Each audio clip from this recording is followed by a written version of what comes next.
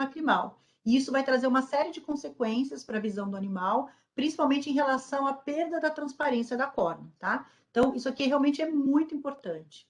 Para vocês terem uma ideia, o filme lacrimal ele tem uma importância tão grande que ele é considerado a primeira camada da córnea, né? Tamanha a relevância que ele tem na fisiologia do tecido corneal. Bom, tirando essa parte aqui que a gente chama de secretória, a gente vai ter a parte de excreção da lágrima, tá? E aí ela é dada basicamente pelos pontos e canalículos lacrimais, pelo saco lacrimal, ducto nasolacrimal e ponto nasal, tá? Então, basicamente, seria essa anatomia, uma porção secretória e uma porção excretória da lágrima. Aqui, né, só para ilustrar para vocês, né, o que a gente consegue ver aqui nesse slide? A gente vê aqui a glândula lacrimal, que é a principal produtora do componente aquoso da lágrima. Ela é responsável mais ou menos por 70% a 80% desse componente aquoso, tá? E ela fica localizada na pálpebra superior. Ela vai ter uma série de pequenos ductos que vão desembocar aqui, ó, na superfície palpebral, na porção anterior aqui da pálpebra, e aí a lágrima ela vai sendo liberada aqui no saco lacrimal. Então, essa aqui é a glândula lacrimal. Aqui embaixo, a gente tem a glândula da terceira pálpebra, que é uma glândula que tem uma relevância importante, principalmente do ponto de vista estético e cirúrgico, né? Que muitos animais apresentam o prolapso dessa glândula. E esse prolapso, além da alteração anatômica que causa, é algo que, se a gente não corrigir de maneira correta, mais para frente pode vir a prejudicar a função lacrimal desse paciente. Lembrando que a glândula da terceira pálpebra, ela vai produzir mais ou menos de 20 a 30% do componente aquoso da lágrima, tá? Então, essas duas glândulas responsáveis pelo componente aquoso. O componente mucoso, ele vai ser dado basicamente por essas glândulas aqui, ó, que estão espalhadas por toda a superfície da pálpebra, que são as glândulas tarsais. Essas glândulas tarsais ou glândulas de mebômio, elas produzem uma secreção mucoide, que entra na composição da lágrima e que vai promover o quê? A aderência do filme lacrimal à superfície corneana, tá? Então, basicamente, essa aqui seria a porção, secretória da lágrima. Em relação à excreção, o que nós temos? Os pontos lacrimais, e aí a gente tem o ponto superior e o ponto inferior. Lembrando que, em relação à drenagem, tá? O que mais tem importância para a gente é o ponto inferior, por uma questão até de anatomia do paciente, né? Da gravidade. Então, quando o paciente está andando, né? Os nossos pacientes eles têm a cabeça na posição horizontal, a lágrima, por gravidade, ela acaba sendo muito mais drenada pelo ponto lacrimal inferior do que pelo superior. Isso é importante da gente saber, porque se você tiver um problema no ponto superior, provavelmente isso não vai refletir em nada na drenagem da lágrima, tá? Os problemas maiores estão relacionados a ou uma obstrução ou uma atresia aqui desse ponto inferior, tá? Então, isso aqui é uma coisa importante da gente saber. Além dos pontos lacrimais, nós temos os canalículos lacrimais, o saco lacrimal, que seria essa confluência, né, dos dois canalículos, desculpa, o ducto nasolacrimal e o ponto nasal. Então, vocês já devem ter visto, né, que muitos animais, quando a gente pinga a fluoresceína no olho, né, muitas vezes a gente vê essa fluoresceína sair pelo nariz e pela boca, né? Exatamente porque nós temos essa comunicação aqui através do ducto nasolacrimal, tá? Eu não sei se vocês sabem, mas assim, um dos testes que a gente faz para avaliar a viabilidade, né, da drenagem da lágrima é um teste chamado teste de Jones. É um teste muito simples da gente estar realizando, né? Então, se você tem uma suspeita de que tem algum processo obstrutivo aqui nessa drenagem lacrimal, é muito simples, é só a gente pingar uma gotinha de fluoresceína em cada olho do paciente e esperar de 1 a 2 minutos, né? E se você tiver essa via de drenagem funcionando plenamente, a gente consegue observar a fluoresceína saindo aqui pelo focinho do animal, pela narina, certo? Quando você deixa passar 2, 3, 4 minutos e nada da fluoresceína aparecer, isso está mostrando que tem algum ponto aqui no trajeto que está com problema. Ou é uma atresia desse ponto lacrimal, ou é uma obstrução do ducto nasolacrimal, né? Então, esse teste de Jones, ele ajuda muito a gente a saber se está realmente tendo problema aí no escoamento da lágrima. Bom, vamos lá. Então, em relação ao filme lacrimal. Filme lacrimal, que é extremamente importante para a nutrição da córnea, basicamente ele vai ser formado por 3 camadas, tá? A camada lipídica, que é a camada mais externa, a grande função dela é reduzir a evaporação da lágrima, tá? Então, como eu falei para vocês, aquelas glândulas tarsais que produzem essa secreção lipídica, elas vão promover a aderência do filme lacrimal na córnea, certo? Então, se a gente tiver uma perda dessa camada lipídica, a lágrima ela se evapora com uma facilidade muito maior. A camada intermediária é a porção nobre da córnea, desculpa, da lágrima. Ela, que é exatamente a porção aquosa. Qual que é a função dessa porção aquosa da lágrima?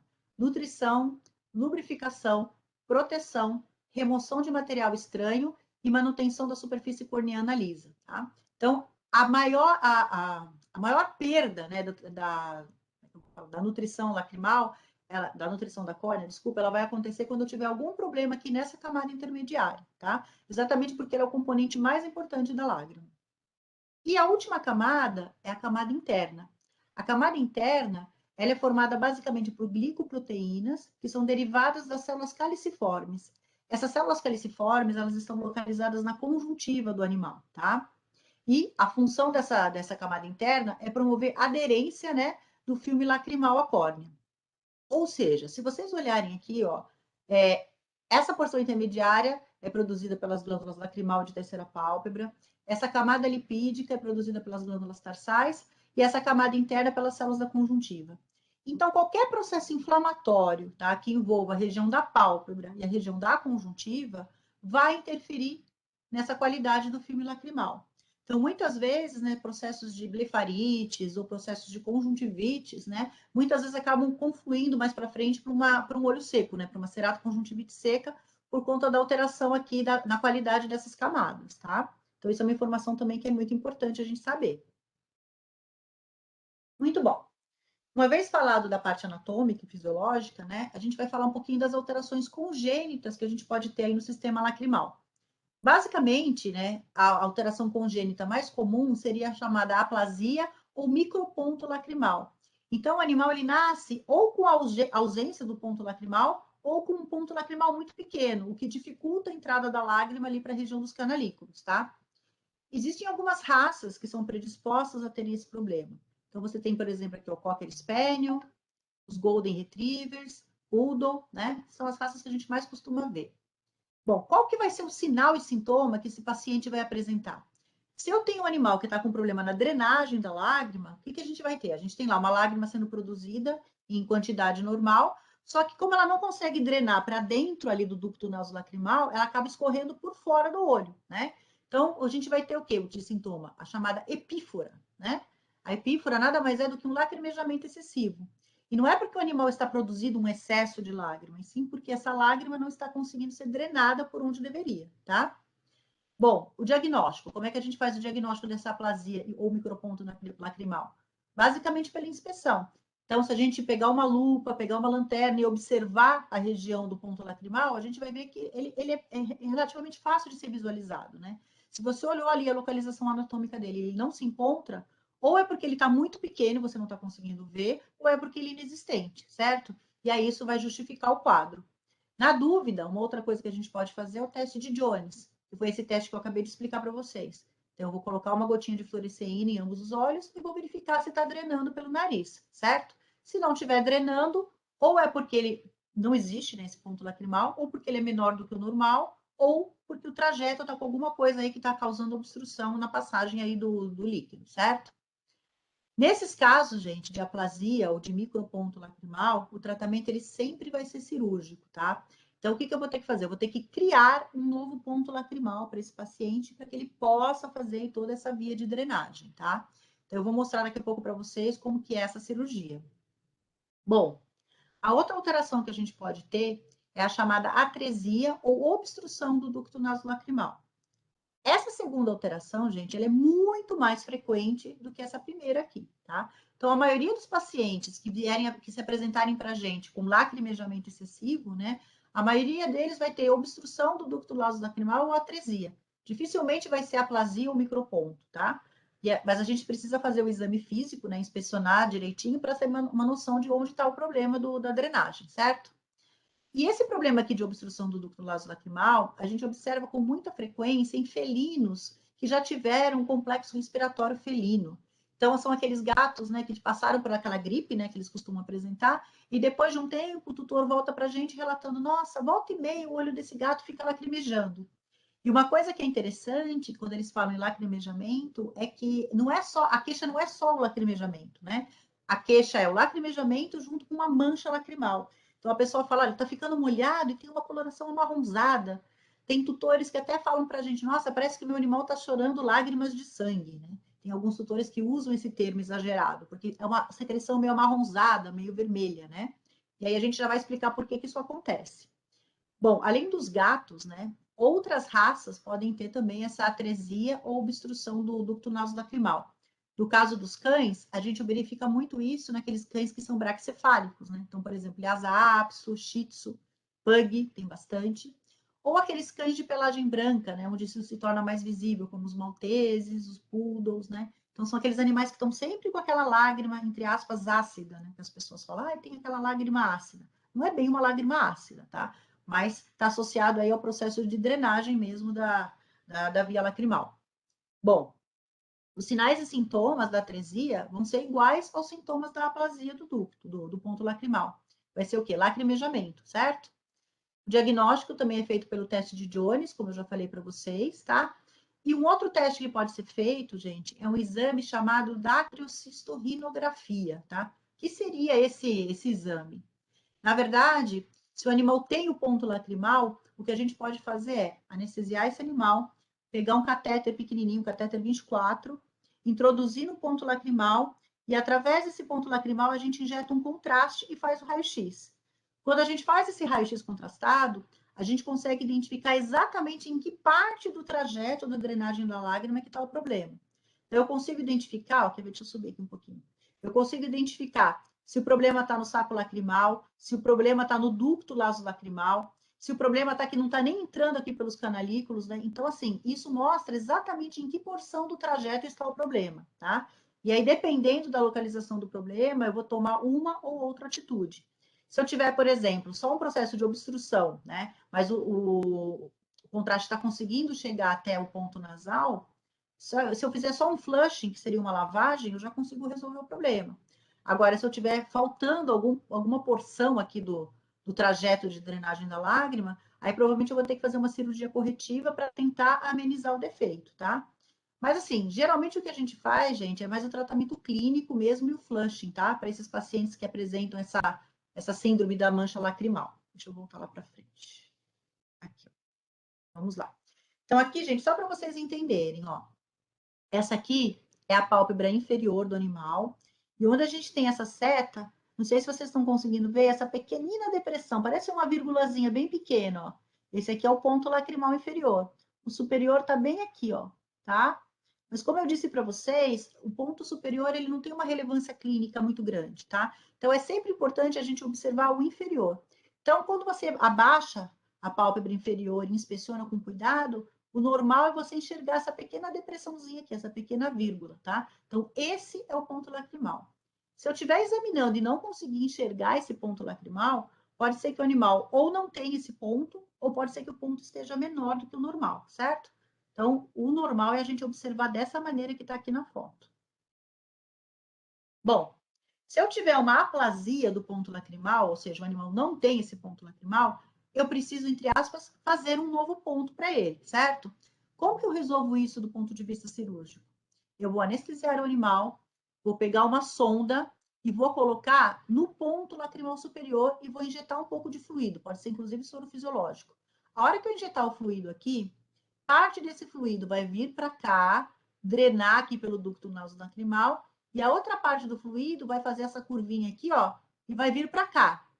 Como esse animal não tem o ponto lacrimal aqui, já que ele tem uma aplasia, certo? O que eu vou verificar? Eu vou verificar que vai formar um aumentozinho de volume aqui, certo? Que teoricamente seria a região onde o ponto lacrimal deveria estar.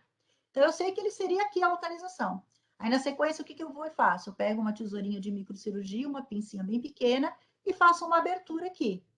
Nossa, bem simples, né? Maravilha.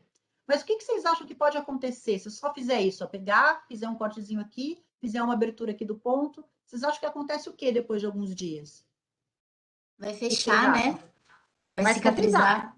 Exatamente, né? Então, não é suficiente eu só abrir esse ponto lacrimal. Eu preciso colocar alguma coisa aí que impeça o fechamento dele.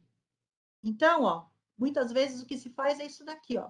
Depois que a gente faz a abertura do ponto lacrimal, é colocada uma sondinha de ponto, que é uma sonda bem pequenininha, bem delicada de silicone, tá? E nessa sonda, ela tem um fiozinho por dentro, né? Então, a gente vai, passa de um ponto para o outro aqui, ó, através dos canalículos, aí faz uma sutura, né, que fosse uma argolinha, e deixa isso aqui virado para cá, para baixo. Na verdade, o ideal é fazer um nó e virar aqui para baixo, né, para não ficar incomodando o animal. E geralmente a gente deixa isso aqui por uns 15, 20 dias, tá? Que seria o tempo disso daqui cicatrizar. Depois de 15, 20 dias, a gente remove, né, essa sondinha, e aí, se tudo der certo, isso aqui não vai cicatrizar mais. Pode ser que mesmo tomando esses cuidados, depois de um tempo, essa abertura venha a fechar novamente. Aí talvez você precise refazer o procedimento cirúrgico, tá? Mas a princípio, tá? A técnica que se usa é essa, certo? Vamos lá. Bom, outra coisa também que a gente vê com muita frequência, que está diretamente relacionada ao problema de drenagem da lágrima, né? É essa chamada aqui, ó, síndrome da mancha lacrimal. Isso a gente vê com muita frequência na nossa rotina veterinária. Então, são aqueles cãezinhos, né, que vêm com aquela mancha amarronzada, né? Como eu falei para vocês, não são só os cães que têm isso. Então, se você pegar qualquer animal braquicefálico, por exemplo, um gato persa, né? O gato persa também, ele vai ter essa síndrome da mancha lacrimal. E se a gente pensar na parte anatômica do animal, né? Fica. Ah, sim, a epífora. Alguém me perguntou, sim, isso é exatamente a epífora, tá? Só que quando você fala em epífora, seria só o lacrimejamento. Quando a gente fala em síndrome da mancha lacrimal, a gente tem o lacrimejamento com aquela coloração amarronzada, aquela coloração escura, tá? Que formando aquela mancha no pelo do animal, certo? Mas é tudo mais ou menos a mesma etiologia. E aí, o que acontece, gente? Se você pensar num cão braquicefálico, o cão ele tem aquele focinho achatado, certo? E aí, o que acontece? Ó, se a gente voltar na anatomia lá para trás, ó, deixa eu vir aqui para cima de novo. Aqui, ó. Se a gente voltar aqui, ó, você tem aqui os canalículos, né, o saco lacrimal e o ducto lacrimal. Se eu pegar um animal que tem o focinho em 90 graus, né, que são os animais braquicefálicos, o que acontece? Na hora que a lágrima ela entra aqui, vai passar para o ducto lacrimal, para o trajeto aqui, esse ângulo em 90 graus faz com que a lágrima tenha dificuldade para escoar, né? E aí, por isso que esses animais, muitas vezes, apesar de eles terem o trajeto viável, por conta desse formato do crânio, né, a lágrima não consegue drenar para onde deveria. E aí acaba escorrendo aqui por cima, né, formando aí esse lacrimejamento. E por que fica com essa coloração amarronzada? Ó, vou chegar aqui, ó. Por quê? Ó, a etiologia está escrito aqui, ó. A gente tem na lágrima uma substância que se chama lactoferrina, tá? Essa lactoferrina, na verdade, ela não está só na lágrima. A saliva também tem lactoferrina. E aí, o que acontece? A lactoferrina da lágrima, que começa a extravasar, já que você não tem a drenagem ali adequada, ela começa a extravasar por cima, né, do olho, e começa a acumular na região do saco conjuntival e na região da face do animal. E aí, esse excesso de lactoferrina que tem essa coloração marrom. Se vocês repararem, aqueles cãezinhos que têm mania, pega, por exemplo, um poodlezinho branquinho, aqueles cachorrinhos que ficam lambendo compulsivamente um membro, a gente vê que os pelinhos da pata também ficam todos marrons. Vocês já observaram isso, não observaram?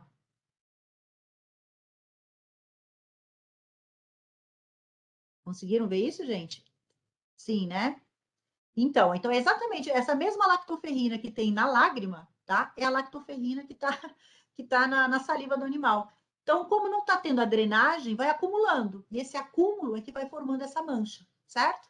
Então, basicamente, não é que a lágrima é ácida. O problema é esse excesso de lactoferrina que vai acumulando. Se a gente pegar um animal com a pelagem branca, no cão de pelagem branca, isso vai ficar muito mais visível. Então, não é que o cão preto, né, de pelagem preta, não vai ter a síndrome da mancha lacrimal. Ele também tem, só que ela não fica tão visível pelo fato do pelo ser de coloração negra, certo?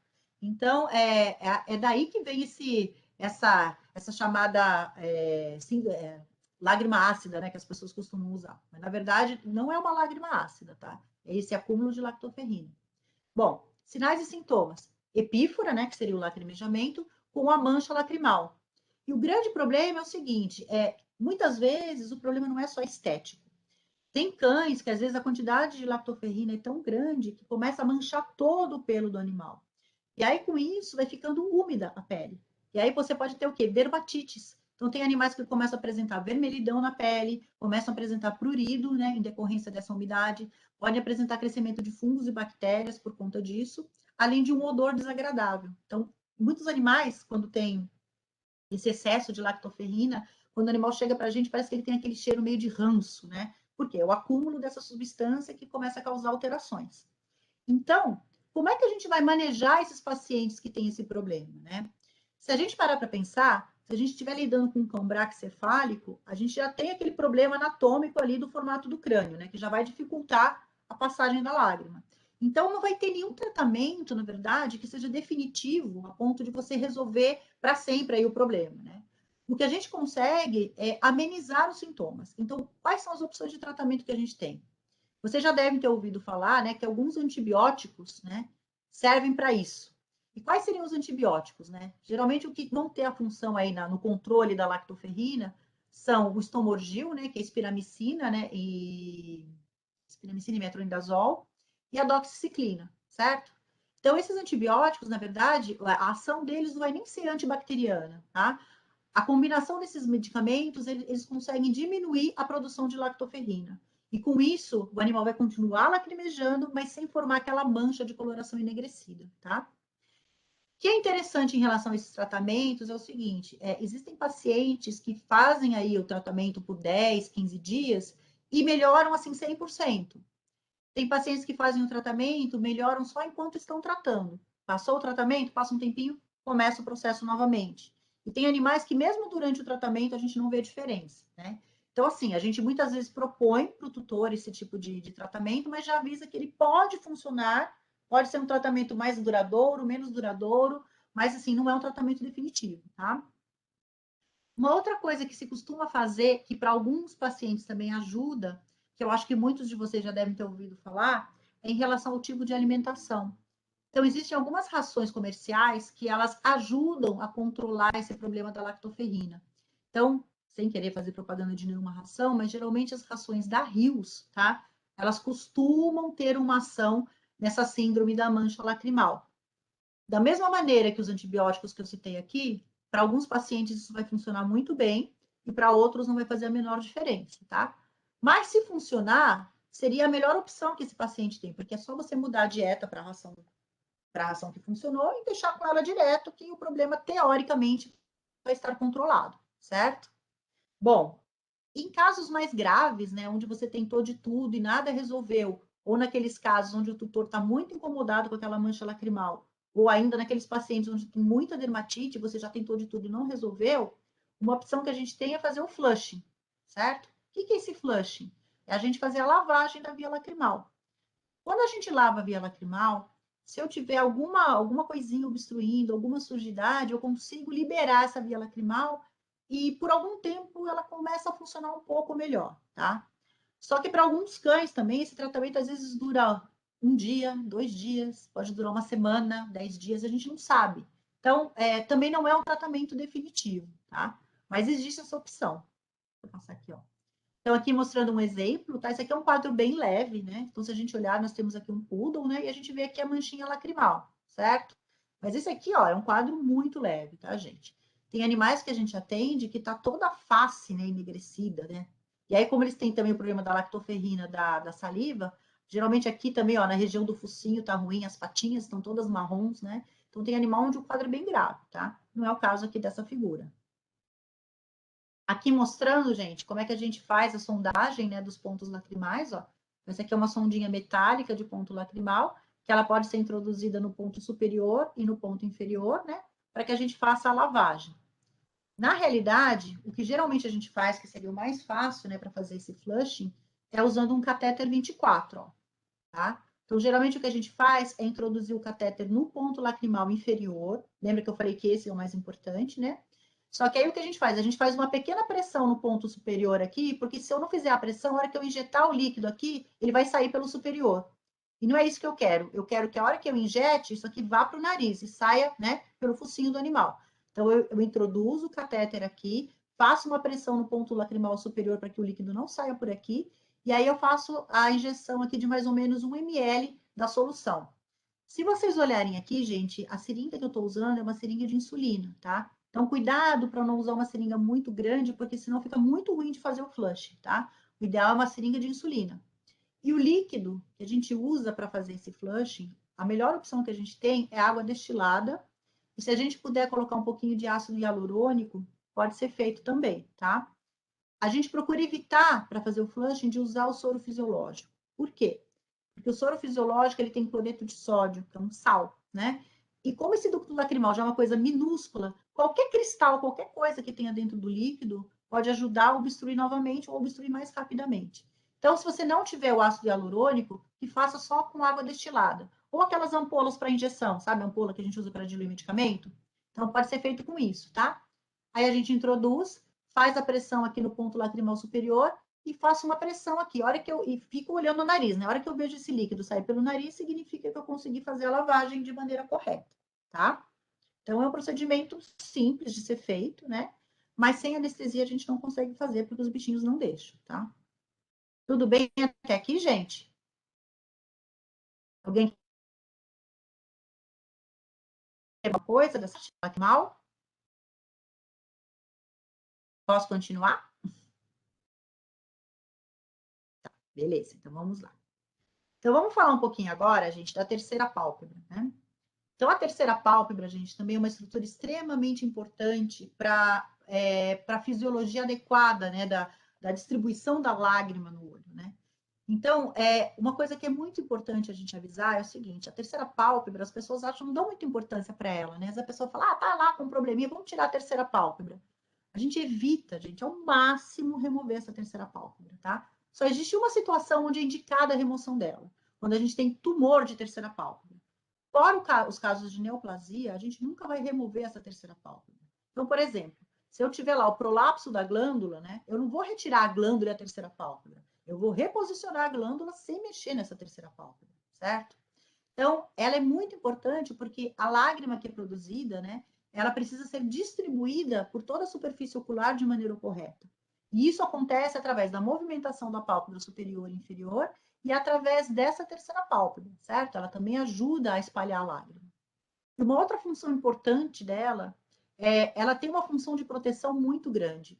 Você já deve ter observado, por exemplo, gato, vamos citar esse exemplo. O gato, quando ele está com alguma coisinha no olho, né, qualquer coisa que esteja incomodando, a primeira coisa que acontece é ele fazer uma protrusão da terceira pálpebra. Então, aquilo ajuda a proteger o olho do animal. Então, assim, é muito mais fácil você ver um cão com úlcera de córnea do que um gato com úlcera de córnea. Não que o gato não tenha, o gato tem também, tá? Mas o gato, quando ele faz um entrópio, por exemplo, entrópio é quando a pálpebra vira para dentro, né? O entrópio no cão, imediatamente já vai começar a roçar ali na córnea. No gato, vai roçar também, mas o gato ele faz a protrusão da terceira pálpebra. E aí aquele entrópio, ele fica machucando a terceira pálpebra, mas sem tocar na córnea, né? Então o gato, ele acaba sendo mais resistente, né, a esse tipo de laceração, de ulceração na córnea, por conta da proteção conferida pela terceira pálpebra. Então, ela não pode realmente ser removida, tá, gente? Bom, qual que é a anatomia dela? O que é importante a gente saber? É importante a gente saber que no centro da terceira pálpebra existe uma cartilagem, tá? Então, é essa cartilagem que dá a sustentação dela. E essa cartilagem aqui, ó, aqui é feito um corte mostrando mais em detalhes a cartilagem. Essa cartilagem, na verdade, ela tem uma forma de T, ó, tá? E aí, isso aqui é importante porque existem algumas afecções da terceira pálpebra que estão diretamente associadas a uma alteração nesse formato da cartilagem, tá? Então, vocês têm que lembrar que ela tem esse formato em T. E uma parte dessa cartilagem se prende diretamente aqui, ó, na glândula da terceira pálpebra, tá? Então, quando a gente vai fazer a cirurgia de recolocação da glândula, né, a gente tem que lembrar que a gente precisa, para poder reposicionar a glândula adequadamente, a gente precisa separar ela aqui da cartilagem, nesse ponto. Então, a gente separa, né, para ela ficar mais soltinha, para daí a gente poder reposicionar, tá? Então, é importante saber que existe essa cartilagem e que a gente só vai remover a porção dela que tiver aderida ali na glândula, tá? Ou quando ela estiver fora da posição. Fora isso, a gente não mexe nessa cartilagem, porque senão a terceira pálpebra vai perder o seu formato natural. Ela vai ficar, ao invés de ela ficar aderida no olho, ela vai ficar prolapsada para fora, né? Então, geralmente, a gente não pode remover muito dessa cartilagem, tá bom? Vamos lá. Então, vamos falar um pouquinho agora das alterações que a gente pode ter na região ali da terceira pálpebra, né? e outras alterações que não são exclusivas da terceira pálpebra, mas que eventualmente podem estar envolvendo essa própria terceira pálpebra. Então, uma das coisas que a gente vê com uma frequência não muito grande é uma alteração chamada eversão da cartilagem da terceira pálpebra. Eu não sei se vocês já viram algum animal com isso. Alguém já viu eversão da cartilagem? Eu nunca vi. Já ouviram falar disso? Também não. Também não. Por que eu estou falando isso para vocês? Eu vou até mostrar uma foto aqui, ó. Peraí, aqui, ó. Isso daqui, ó, seria uma eversão da cartilagem. A gente olhando, não parece um prolapso da glândula da terceira pálpebra? Sim. Parece a mesma coisa, né? Mas não é, tá? E o tratamento é totalmente diferente. Se vocês olharem aqui, ó, o que está acontecendo, ó? Aqui seria a borda da terceira pálpebra. Vocês estão vendo que a terceira pálpebra tinha que estar nessa posição aqui, certo? Ela tá uma parte para cá, essa parte veio para baixo, essa parte está para cima. Por quê? Porque a cartilagem que está lá no meio, ela dobrou, né? Então ela tinha que estar assim, ela fez simplesmente um bico para fora, que é esse bico que a gente está vendo aqui, ó, certo? Então, quando eu vou fazer a correção aqui, o que eu tenho que fazer? Eu tenho que só remover essa porção aqui que está dobrada. Então, eu removo só essa porção, automaticamente, na hora que eu remover essa porção, a terceira pálpebra volta para a posição normal. Se você não sabe que isso aqui é uma inversão da cartilagem e começa a fazer a cirurgia, pode acontecer de você começar a divulsionar isso daí pensando que é a glândula, né? Falar, é a glândula, eu vou reposicionar. E quando a gente fala de cirurgia de glândula, geralmente o acesso é diferente, né? Porque nesse caso aqui de eversão, a gente só faz um cortezinho aqui na conjuntiva, separa essa porção aqui que está formando esse conezinho e remove só esse pedaço. E não dá ponto, não dá nada. Quando eu tenho prolapso da glândula, eu tenho que soltar totalmente a glândula aqui de toda a terceira pálpebra para daí poder reposicionar. Se eu soltar toda a cartilagem achando que é a glândula e depois tentar remover, depois o que vai acontecer? Essa terceira pálpebra não vai mais voltar para a posição, ela vai ficar totalmente despencada para fora, certo? Então tem que tomar cuidado para não confundir as duas coisas, tá? Então deixa eu só voltar aqui, ó. Aqui, ó. Eversão da cartilagem da terceira pálpebra. Quais são as características dessa afecção? Primeiro, ela vai acometer cães jovens, tá? Podendo ser uni ou bilateral. Então, geralmente são cães com até 1 ano de idade que vão apresentar esse tipo de alteração. Então, às vezes ele tá lá com a terceira pálpebra normal e de uma hora para outra aparece como se fosse esse bico pelo lado de dentro, né? Formando esse conezinho para fora, tá? Então, muitas vezes você vai confundir mesmo com a glândula, né? Então você só vai saber que não é a hora que você olhar mais de perto e ver os detalhes, tá? Depois eu vou mostrar um animal com prolapso da glândula, vocês vão ver que o formato que a terceira pálpebra fica é um pouco diferente, tá? E mais, ó, a eversão da cartilagem, gente, ela é mais comum em cães de raças grandes ou gigantes, tá? Então pode acontecer. Ah, tá. Da eversão voltar ao normal sozinho? Não, tá? Muito difícil. Às vezes, se você tocar com o dedo, empurrar aquela dobrazinha, ela volta para dentro. Mas aí, dali a pouquinho, ela puff, vem para fora de novo. Então, geralmente, o tratamento definitivo é a remoção cirúrgica dessa porção que está revertida, tá? Então, geralmente, ela não resolve sozinha, não sem cirurgia. Quando a gente fala aqui das raças predispostas, ó, cães de raças grandes, né? Então, eu coloquei aqui, ó, Weimaraner, São Bernardo, Setter e Pointer. Isso aqui é um dado importante para a gente, porque geralmente o prolapso da glândula, tá? Ele é mais comum em cães de raças pequenas. Então, é mais comum você ver o prolapso em quem? Em maltês, em shih tzu, em beagle, às vezes o bulldog francês, bulldog inglês é um pouquinho mais, mas o bulldog francês tem bastante. Então, se você pegar um cão grande com uma coisa que parece o prolapso da glândula, veja com cuidado que provavelmente não deve ser a glândula, e sim a cartilagem que está invertida, tá? Então, essa é uma dica importante que ajuda a gente a diferenciar um quadro do outro. E por que acontece essa inversão da cartilagem, né? Eles colocam assim, ó, ocorre um maior crescimento da porção interna da cartilagem em T. Então, quando o animal está na fase de desenvolvimento, essa cartilagem ela tem que crescer por igual. Só que em alguns animais, uma parte da cartilagem vai crescer mais do que a outra. E aí ela acaba vindo para fora por conta disso, tá? Então, é isso que acontece. O diagnóstico diferencial é com prolapso da glândula, né? Mas aí como que eu vou saber? Eu vou primeiro ter que olhar a raça, é uma dica, né? Como eu já disse para vocês. E a hora que a gente faz o exame mais de perto, a gente vai ver que a posição da terceira pálpebra fica diferente. E no caso da eversão da cartilagem, o tratamento ele vai ser sempre cirúrgico, tá? Então, mais uma vez, ó. Então, se a gente olhar aqui, a gente está vendo aqui a borda da terceira pálpebra, ó. Ela está uma parte para cima, uma parte veio para baixo, outra parte está para cima. Então, isso aqui é bem característico de inversão da cartilagem, tá? Quando a gente fala em cirurgia, A cirurgia da eversão da cartilagem ela é mais simples do que a cirurgia da glândula de terceira pálpebra, tá? O que a gente faz na realidade, ó, esse tecido vermelho, rosa que tá aqui, é o tecido conjuntivo que reveste a cartilagem. Então, a gente vai pegar um bisturi bem pequenininho, vai fazer uma incisão nesse tecido, sem incisar a cartilagem. Né? A gente separa toda essa conjuntiva aqui que está revestindo. Quando a gente separar essa conjuntiva, a gente vai ver um conezinho branquinho, que é a cartilagem. Aí eu pego a tesourinha de íris, que é aquela tesourinha pequenininha, corto esse pedacinho que está aqui, e pelo lado de dentro corto o pedacinho também. Ou seja, eu vou tirar esse biquinho que está aqui. A hora que eu tiro, automaticamente a terceira pálpebra volta para a posição normal. É bem simples a cirurgia, tá? Não precisa dar ponto, não precisa fazer nada. Então, é bem tranquilo. Tá? Aqui mostrando, ó, a cirurgia de reversão da cartilagem, ó. Então, aqui seria o animal que está com a cartilagem revertida.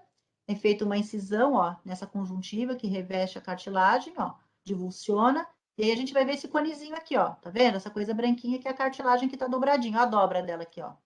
Aí a gente vai só soltar ela aqui um pouquinho com a tesourinha, corta esses dois pedacinhos, ó. Aqui ele tá fazendo essa sutura, mas nem precisa fazer sutura, tá, gente? Se vocês só cortarem aqui e soltarem, isso aqui automaticamente já volta ao normal, tá? Se você fizer a sutura, você tem que tomar cuidado, porque o ponto ele não pode ficar pelo lado de dentro. Se você deixar a sutura pelo lado de dentro, isso vai causar uma úlcera de córnea no paciente, tá?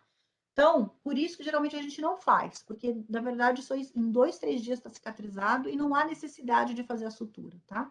Só tem que lembrar que precisa remover essa porçãozinha aqui da cartilagem que tá dobrada para fora. Alguma dúvida, gente, de eversão da cartilagem?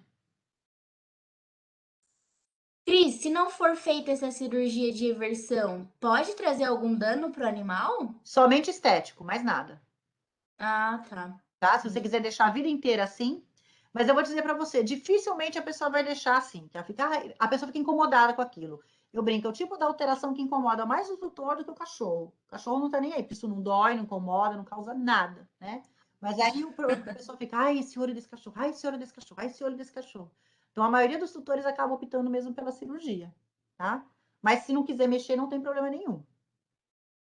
Bom, a outra afecção que é muito mais comum do que a eversão da cartilagem é o prolapso da glândula de terceira pálpebra. Né? Isso com certeza a maioria de vocês já deve ter visto.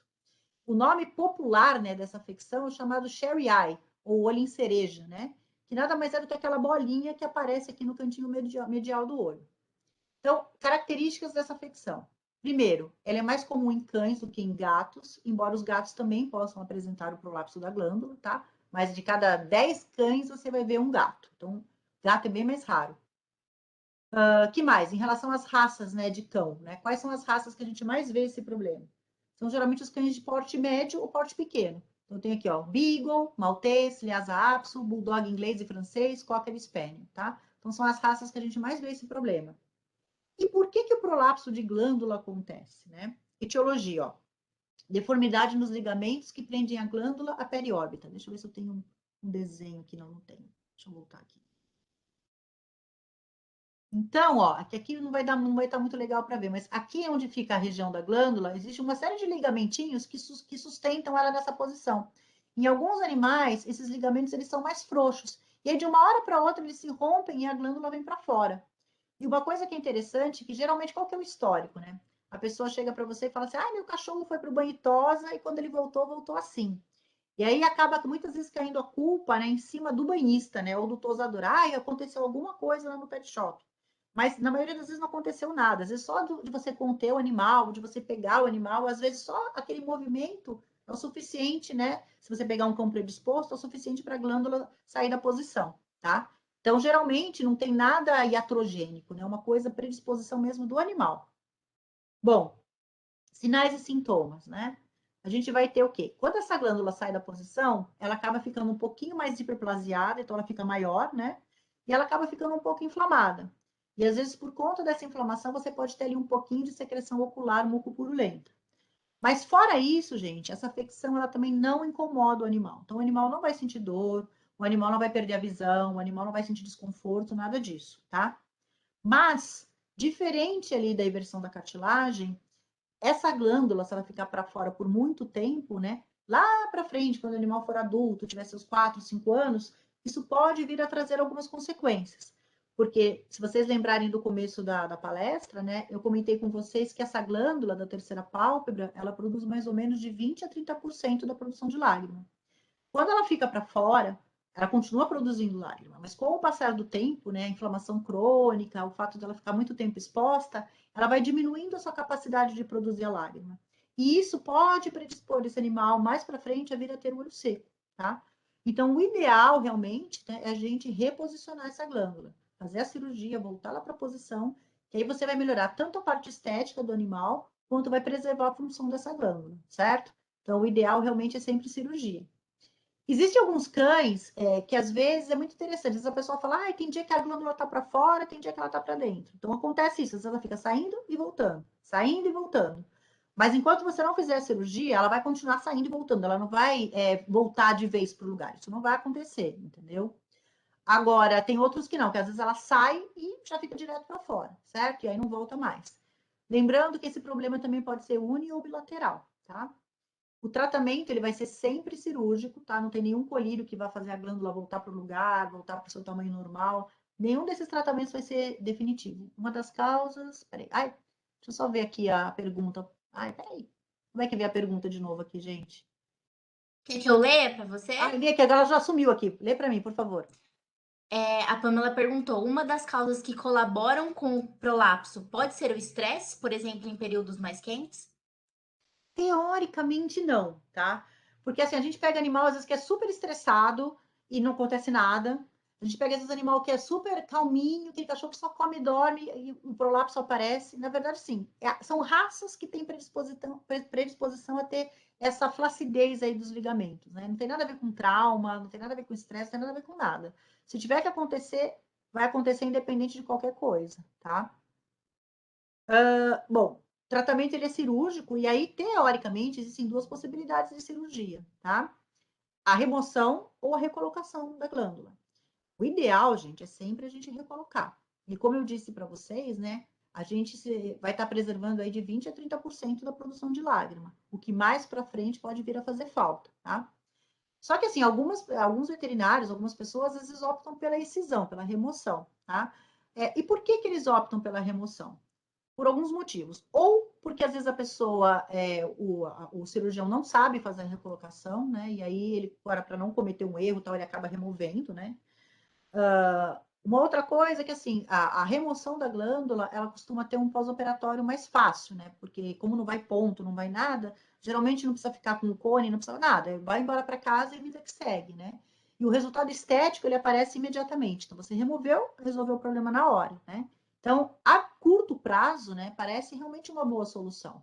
Só que o problema é a médio e longo prazo, né? Que como eu falei para vocês, lá para frente, se a glândula lacrimal, que é a principal, começar a ter algum tipo de deficiência, esses 20, 30% que você removeu podem fazer falta.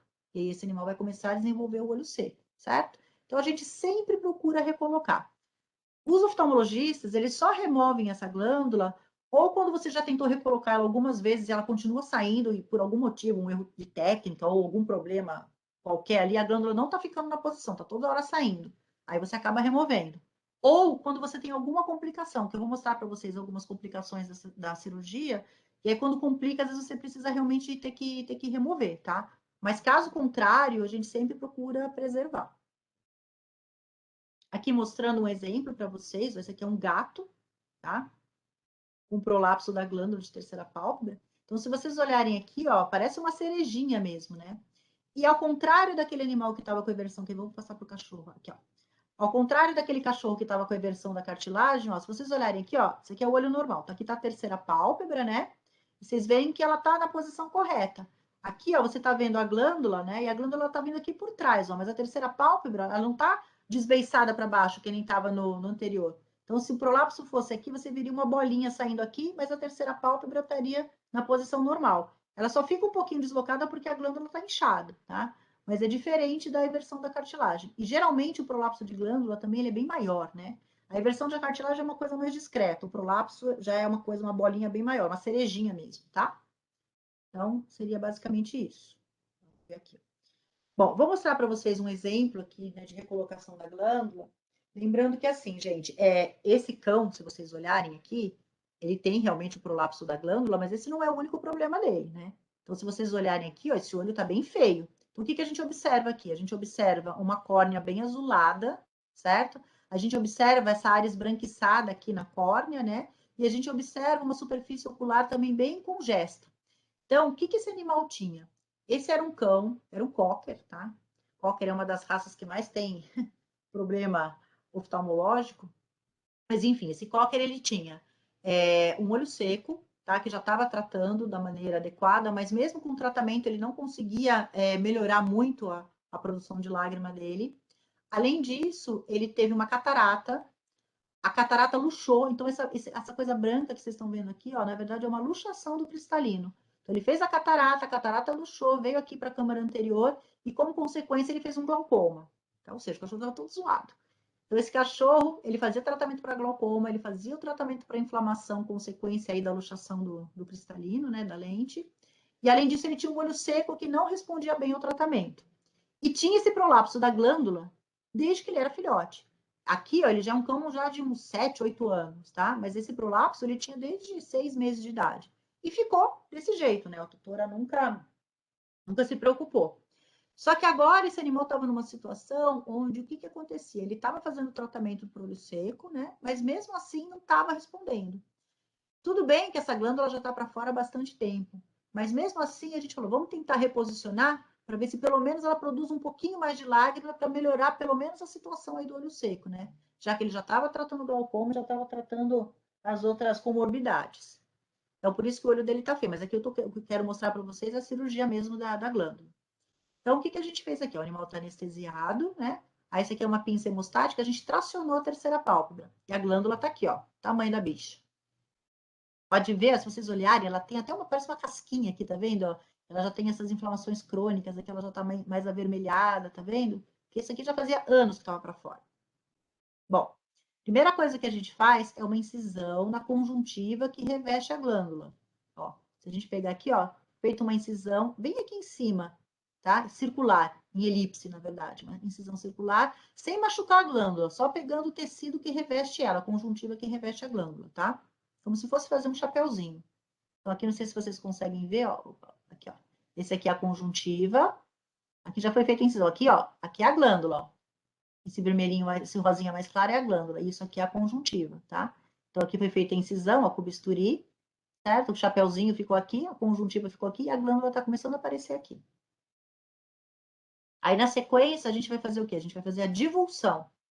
Então, a gente tem que pegar e separar completamente essa glândula até a base dela, tá? Para poder recolocá-la na posição. Ó, à medida que a gente vai separando, ó, a parte que estava para fora, deixa eu só acertar aqui. A parte que estava para fora era essa daqui, ó. Quando a gente divulsionou, ó, ela vai até lá embaixo, vocês estão vendo? Ó? Pode ver que eu joguei, que eu virei a terceira pálpebra para fora para poder divulsionar ela até a base. Já soltei ela da cartilagem, tá? Que ela estava presa na cartilagem. Geralmente a cartilagem se prende mais ou menos aqui, ó. Já foi seccionado esse pedacinho da cartilagem e aí a gente continuou divulsionando até a base da glândula, certo? Depois que a gente fez isso, que ela ficou completamente solta, a gente vai fazer o sepultamento. Como que é feito esse sepultamento? É difícil mostrar isso por slide, né? Mas, na verdade, a gente vai pegar um fio de sutura. Esse aqui é um Vicryl 6 zeros, tá? Um fio bem fininho. Aí ele vai entrar, esse aqui já é a saída do fio. Ele entrou pelo lado de fora. Então, vou voltar aqui para o anterior. Ele entra pelo lado de fora da terceira pálpebra, bem lá embaixo, bem na base. Então, eu estico o máximo que eu puder a terceira pálpebra e entro com a agulha lá embaixo. Aí eu entro com a agulha. Aí opa, perdão, gente. Aí a agulha entrou pelo lado de fora e saiu aqui nesse espaço, pelo lado de dentro, certo? Então, ela entrou de fora para dentro. Aí a agulha está aqui, certo? Lembra que eu deixei um chapéuzinho aqui de conjuntiva em cima da glândula? O que eu vou fazer com essa agulha? Eu vou passar nesse chapéuzinho como se eu fosse fazer uma bolsa de fumo, uma sutura em bolsa de fumo. Então, eu vou passar aqui, ó, vou passar o fio de sutura aqui, vou passar o fio de sutura aqui, vou passar o fio de sutura aqui, vou passar o fio de sutura aqui. E depois eu vou voltar com essa agulha do lado desse aqui, de onde ele saiu. Ó. Então, eu entrei com ele por aqui. Quando eu estiver voltando, eu entro do lado e saio para fora de novo. A hora que eu puxar, a glândula vai lá para dentro. Ó. Eu já puxei. Então, aqui ficou toda aquela conjuntiva que estava solta, que eu divulsionei, e a glândula foi lá para dentro. Tá? Quanto mais eu divulsionar, mais eu consigo empurrá-la para dentro. Tá? Ó, aqui é o final da sutura. Ó. Então, a sutura ficou para o lado de fora, ou seja, o fio não vai ficar incomodando o olho do animal. Aqui está a terceira pálpebra, tá vendo? Ó, a glândula está aqui embaixo, vocês estão vendo? Aí, ó, qual que é a diferença, né, dessa em relação à remoção da glândula? Como eu falei para vocês, quando a gente só retira a glândula, automaticamente isso aqui fica como se nada tivesse acontecido. Quando eu recoloco a glândula, ela está embaixo, está aqui na posição correta, mas ela ainda está grande, tá vendo que ela está hiperplasiada? Então, vai mais ou menos aí uns 15, 20 dias de medicação anti-inflamatória, né, colírio, para que ela desinche, né? E aí, quando ela desinchar, a terceira pálpebra volta para a posição normal, tá? Mas se vocês repararem, ó, ela já está aqui para dentro, ó. Ela estava saindo aqui para fora, ela entrou tudo isso aqui para dentro, certo? Ó, então, a gente não enxerga mais a glândula, o que eu estou vendo aqui é a terceira pálpebra, certo? Por que, que ela está protruída? Por que, que ela está projetada? Porque a glândula está aqui, ó, e ela ainda está um pouquinho hiperplasiada. Então, só quando ela desinchar com a medicação é que isso aqui volta para a posição, tá? Então, geralmente, esses cães têm que ficar mais ou menos uns 15 dias com o colar protetor, usando colírio anti-inflamatório, com antibiótico, né? E só. E depois é vida que segue, certo? Uma vez que isso aqui cicatriza, não tem mais problema. Pode acontecer da glândula sair de novo? Pode, mas geralmente, quando você consegue uma técnica bem sucedida, dificilmente isso vai acontecer, tá? Tudo bem, gente? Sim? Então tá bom. Vamos continuar. Olha isso aqui, gente.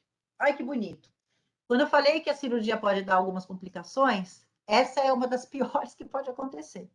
Então, o que é isso daqui? Está escrito aqui embaixo, é um cisto lacrimal. Então, isso aqui vermelho, tudo que vocês estão vendo, é a terceira pálpebra. Ó, vou voltar aqui para o de cima. Ó. Então, imagine o seguinte, ó, tô com a terceira pálpebra aqui, a glândula está na posição, mas, às vezes, na hora que você está divulsionando ela para você recolocar, pode acontecer de você machucar um pouquinho a glândula. E aí pode acontecer de você machucar exatamente num dos ácinos ali que produzem lágrima. Se isso acontecer, depois que você fizer a sutura dela, que ela está aqui na posição, a lágrima, como você machucou ali um pouquinho o parênquima da glândula, ela vai começar a extravasar, e como ela não vai ter para onde escoar, ela vai começar a acumular aqui, ó. Então vai formar uma bolsa de lágrima aqui. Então isso que vocês estão vendo aqui no de baixo é uma bolsa de lágrima, tá vendo? E fica feio, né? Não dá nem para ver o olho do bicho, vocês estão vendo? Né? Então essa aqui é a terceira pálpebra que continua protruída, né? E a glândula que está na posição, ela formou esse cisto, ó. Vocês estão vendo? O que a gente faz quando acontece isso, gente? O que vocês acham?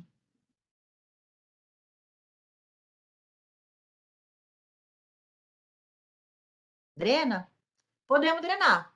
Se eu entrar com uma agulha aqui e puxar, vai sair lágrima. Não vai sair pus, não vai sair nada. Tanto que, apesar disso aqui estar feio, o bicho não tem desconforto com isso. Ele não está sentindo dor, não está sentindo nada. É só o aspecto mesmo que está feio.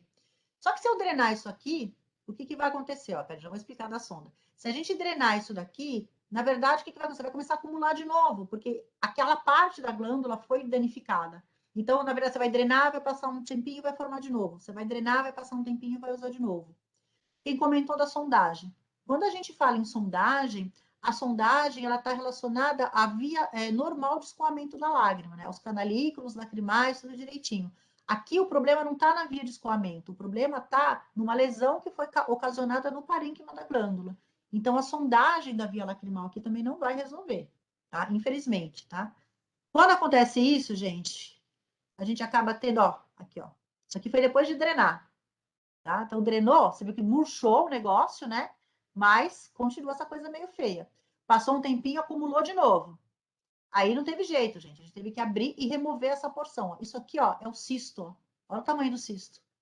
Então, teve que abrir novamente a terceira pálpebra pelo lado de dentro e remover toda essa porção aqui que tinha formado o cisto, tá? Na verdade, gente, quando a gente remove essa porção, a gente acaba removendo praticamente toda a glândula, tá? Porque o que acontece? Olha o tamanho do cisto que formou aqui. E o medo de você deixar um resto de glândula ali, esse resto formar um outro cisto.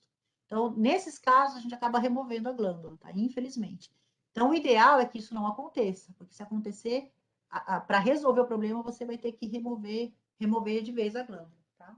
Então, só para mostrar que toda cirurgia pode ter suas complicações. Embora isso aqui seja raro de acontecer, às vezes a gente tem esse tipo de problema, tá?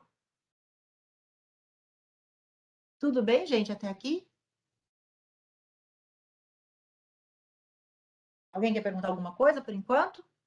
Posso Ô, continuar? Cris, e nesses animais que retira a glândula, eles vão ter que fazer um tratamento, não sei, com colírio pro resto da vida para impedir o olho seco ou não? Então, na verdade, depende, tá? O que que você vai fazer? Se você teve que remover a glândula, o que a gente aconselha é fazer acompanhamento periódico medindo a produção de lágrima. Porque, assim, na teoria, tá? Você tem. Opa, desculpa. Você ainda tem a glândula lacrimal, que é a principal. Se a glândula lacrimal, durante a vida desse paciente, não tiver nenhum problema de produção, esse animal não vai ter olho seco. Então, se ela continuar mantendo seus 80, 70, 80%, tá tudo ok. O problema é se essa glândula lacrimal, com o passar do tempo, também começar a se tornar deficiente. E como é que a gente faz isso? A gente vai acompanhando esse animal através daquele teste de produção de lágrima, que é o teste de Schimmer, que acho que não sei se vocês já ouviram falar. É aquele teste do papelzinho de filtro que a gente coloca no saco conjuntival. Bom, eu vou mostrar desse teste, vou mostrar depois desse teste, mas ele é um teste que mede a porção aquosa da lágrima, né? Então, se eu estou fazendo ali, acompanhando periodicamente, o shimmer está normal desse paciente, eu não tenho que me preocupar. A partir do momento que eu vejo que esse shimmer começa a diminuir em quantidade, opa, eu vou ter que começar a tratar. Daí eu vou ter que entrar com tratamento para olho seco mesmo, tá? Mas o fato de você remover a glândula não é uma sentença absoluta de que esse animal vai ter olho seco. Aumenta a chance? Aumenta, tá? Mas não é uma certeza absoluta. Por isso que a gente recomenda ir acompanhando e, caso seja necessário, começou a diminuir a produção de lágrimas, daí a gente entra com a medicação, certo? Geralmente é assim que a gente faz. Bom, deixa eu falar um pouquinho agora para vocês de uma outra afecção, gente, que é bem rara, tá? Na minha vida inteira eu vi 2 vezes só. Mas por que que eu vou falar dela para vocês? Porque ela é, de tudo isso que eu falei até agora, que nem, ó, síndrome da mancha lacrimal, eversão da cartilagem, prolapso da glândula, nenhuma dessas afecções causa desconforto para o animal. É mais o aspecto estético. Já a dacrocistite, ela incomoda bastante, o animal fica com muita dor, tá? Então, se um dia vocês verem o animal com esse tipo de problema, vocês na hora vão lembrar do que eu estou falando, tá? Então, o que significa uma dacriocistite? Seria um processo inflamatório / infeccioso do saco lacrimal, tá? Então, ó, inflamação do saco lacrimal e do ducto nasolacrimal. Então, seria uma inflamação do trajeto, né, da drenagem da lágrima. Pode acometer cães e gatos. Os 2 casos que eu vi eram em cães, eu nunca vi isso em gato. E minto, vi uma vez num coelho. Minto. Teve um coelho também que teve uma vez. E, na verdade, a etiologia é desconhecida. Ninguém sabe o que gera esse problema. Ninguém sabe se foi uma consequência de uma obstrução desse ducto nasolacrimal, se houve algum processo inflamatório ali que acabou contaminando com uma infecção. Enfim, ninguém sabe o que determina o aparecimento disso, tá? Mas, quais são os sinais e sintomas? Olha só. Você começa a ter um exudato purulento, que vai drenando ali do canto medial do olho, certo? Isso leva a uma conjuntivite, epífora e muitas vezes formação de abscesso no saco lacrimal. E por isso o animal acaba sentindo muita dor aí na região. Então, geralmente, quando o animal vem para você, você vê aquele olho cheio de secreção, né? O olho fechado e às vezes inchado. Se você vai tocar ali, o animal reclama, tá? Por isso realmente é bem dolorido. E aí, gente, o tratamento, muitas vezes, para você resolver esse problema da dacrocistite, muitas vezes você vai ter que fazer uma cirurgia. E aí a cirurgia ela vai ser uma cateterização, né? Ou seja, você vai ter que manter permanentemente sondado o trajeto ali da via lacrimal para evitar dele ficar toda hora contaminando, ou você vai ter que fazer uma abertura ali para poder drenar, entre aspas, o que estiver causando o problema, tá? Então vamos lá, só para vocês verem aqui, ó. Esse caso que está mostrando aqui é quando a gente tem a formação de abscesso no saco lacrimal. Então, formou um abscesso tão grande que ele até projetou para fora aqui. Então, você vê essa coisa branca, esse cásio grande aqui no canto do olho, tá? Além disso, se vocês olharem, esse animal ele tem uma descarga ocular purulenta, tá vendo? Tá? Mas essa apresentação não é a mais comum. A mais comum é essa daqui. Então, é aquele animal que chega para a gente com o olho fechado, com bastante dor, com uma secreção purulenta, e quando você faz uma pressão ali no canto medial aqui do olho, né? Começa a sair pus por aqui, ó. Não sei se vocês conseguem ver na figura. Isso aqui, ó, é uma secreção purulenta. Então, você faz a pressão aqui, ó, o dedo da pessoa que faz a pressão e começa a drenar a secreção purulenta. Por aqui e por aqui, ó, tá vendo? Tá? Então, geralmente, essa é a apresentação mais comum, tá? Bom, como eu falei para vocês, a princípio, né, quando a gente atende um animal com esse problema, a gente vai fazer antibiótico terapia tópica e sistêmica. O problema da antibiótico terapia é o seguinte: no caso da sistêmica, a gente não consegue ter muita penetração aqui nessa região do ducto nasolacrimal. Então, muitas vezes você vai fazer, vai dar uma amenizada no sintoma, mas não vai resolver de vez. Quando a gente faz um colírio com antibiótico, esse colírio ele até vai penetrar aqui, mas dependendo da secreção que a gente tem lá dentro, se for uma secreção muito caseosa, esse colírio também ele não vai conseguir chegar onde deve chegar, certo? Então, por isso que a maioria das vezes a gente tem que fazer um procedimento cirúrgico para resolver o problema. E no caso, um deles é esse aqui, ó, que é a sondagem do ducto nasolacrimal. Então, você anestesia o animal, coloca uma sonda específica, né, que ela vai sair aqui pelo ponto lacrimal até o narizinho do animal. E aí você deixa isso aqui, vai ficar suturado na pele, ó, aqui no focinho e suturado aqui. E aí você vai fazendo lavagem disso aqui direto. Geralmente a gente deixa com essa sonda, às vezes por um mês e meio, tá? E depois, se o animal tiver amenizado os sintomas, a gente remove essa sonda, tá? Então, esse é um dos procedimentos que a gente pode fazer. O outro procedimento, que seria o procedimento mais cruento, né? Seria a chamada dacriocistotomia. Então, a gente pega um bisturi, faz uma abertura ali na região do saco lacrimal, abre o saco lacrimal e remove a secreção que está ali. E depois a gente faz a sutura do saco lacrimal. Lindo, né? Só que assim, vocês pensam que isso aqui a gente vai abrir e vai ver um negócio assim, uma coisinha. É aqui que é o saco lacrimal. Não. A hora que você abre, você vai ver um monte de coisa inflamada, você nem vai saber o que é saco lacrimal, o que não é saco lacrimal. Essa aqui é a verdade. E pior, mesmo que você consiga localizar o saco lacrimal e fazer a abertura dele para fazer a lavagem, né? Muitas vezes depois você não vai conseguir fazer essa sutura, porque a parede desse saco lacrimal vai estar muito friável, muito inflamada. Então, na maioria das vezes, o que a gente acaba fazendo é abrindo, drenando o que a gente consegue e às vezes colocando uma sonda daqui para o nariz, tentando sondar, para deixar pelo menos essa parte aqui sem cicatrizar por um tempo, tá? Ó, pode ver que aqui foi colocada a sonda. Então, isso aqui não é um procedimento muito simples de se fazer, tá? Porque quando você tem a inflamação aqui do saco lacrimal, a anatomia fica bem alterada, bem comprometida, tá? Assim, vocês vão ver pouquíssimo isso. Talvez vocês nunca vejam isso, tá? Mas eu tô falando porque de todos os processos, esse é o que mais causa desconforto. Muito bom. Alguma dúvida, gente, até aqui? Posso continuar? Sim? Beleza, Giovana. Bora. Então, vamos lá, gente. Então, para a gente falar da parte, acho que mais importante, né, dessa parte de lágrima, né, é a famosa doença do olho seco, ou ceratoconjuntivite seca, né? KCS é a sigla em inglês, a sigla em português é CCS, né?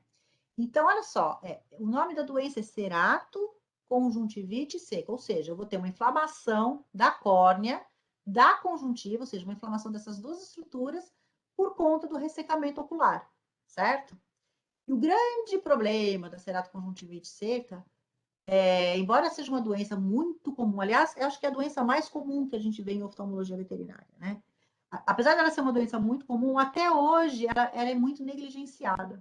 Então, o que acontece? Os tutores vêm com a queixa, né, de que o animal está com aquele olho com secreção, aquele olho bem vermelho, bem congesto, muitas vezes até com dificuldade para enxergar. E quando o veterinário examina, ele vai ver o quê? Ele vai ver o quê? Uma córnea inflamada, uma conjuntiva inflamada, ele vai achar, tá com uma conjuntivite infecciosa.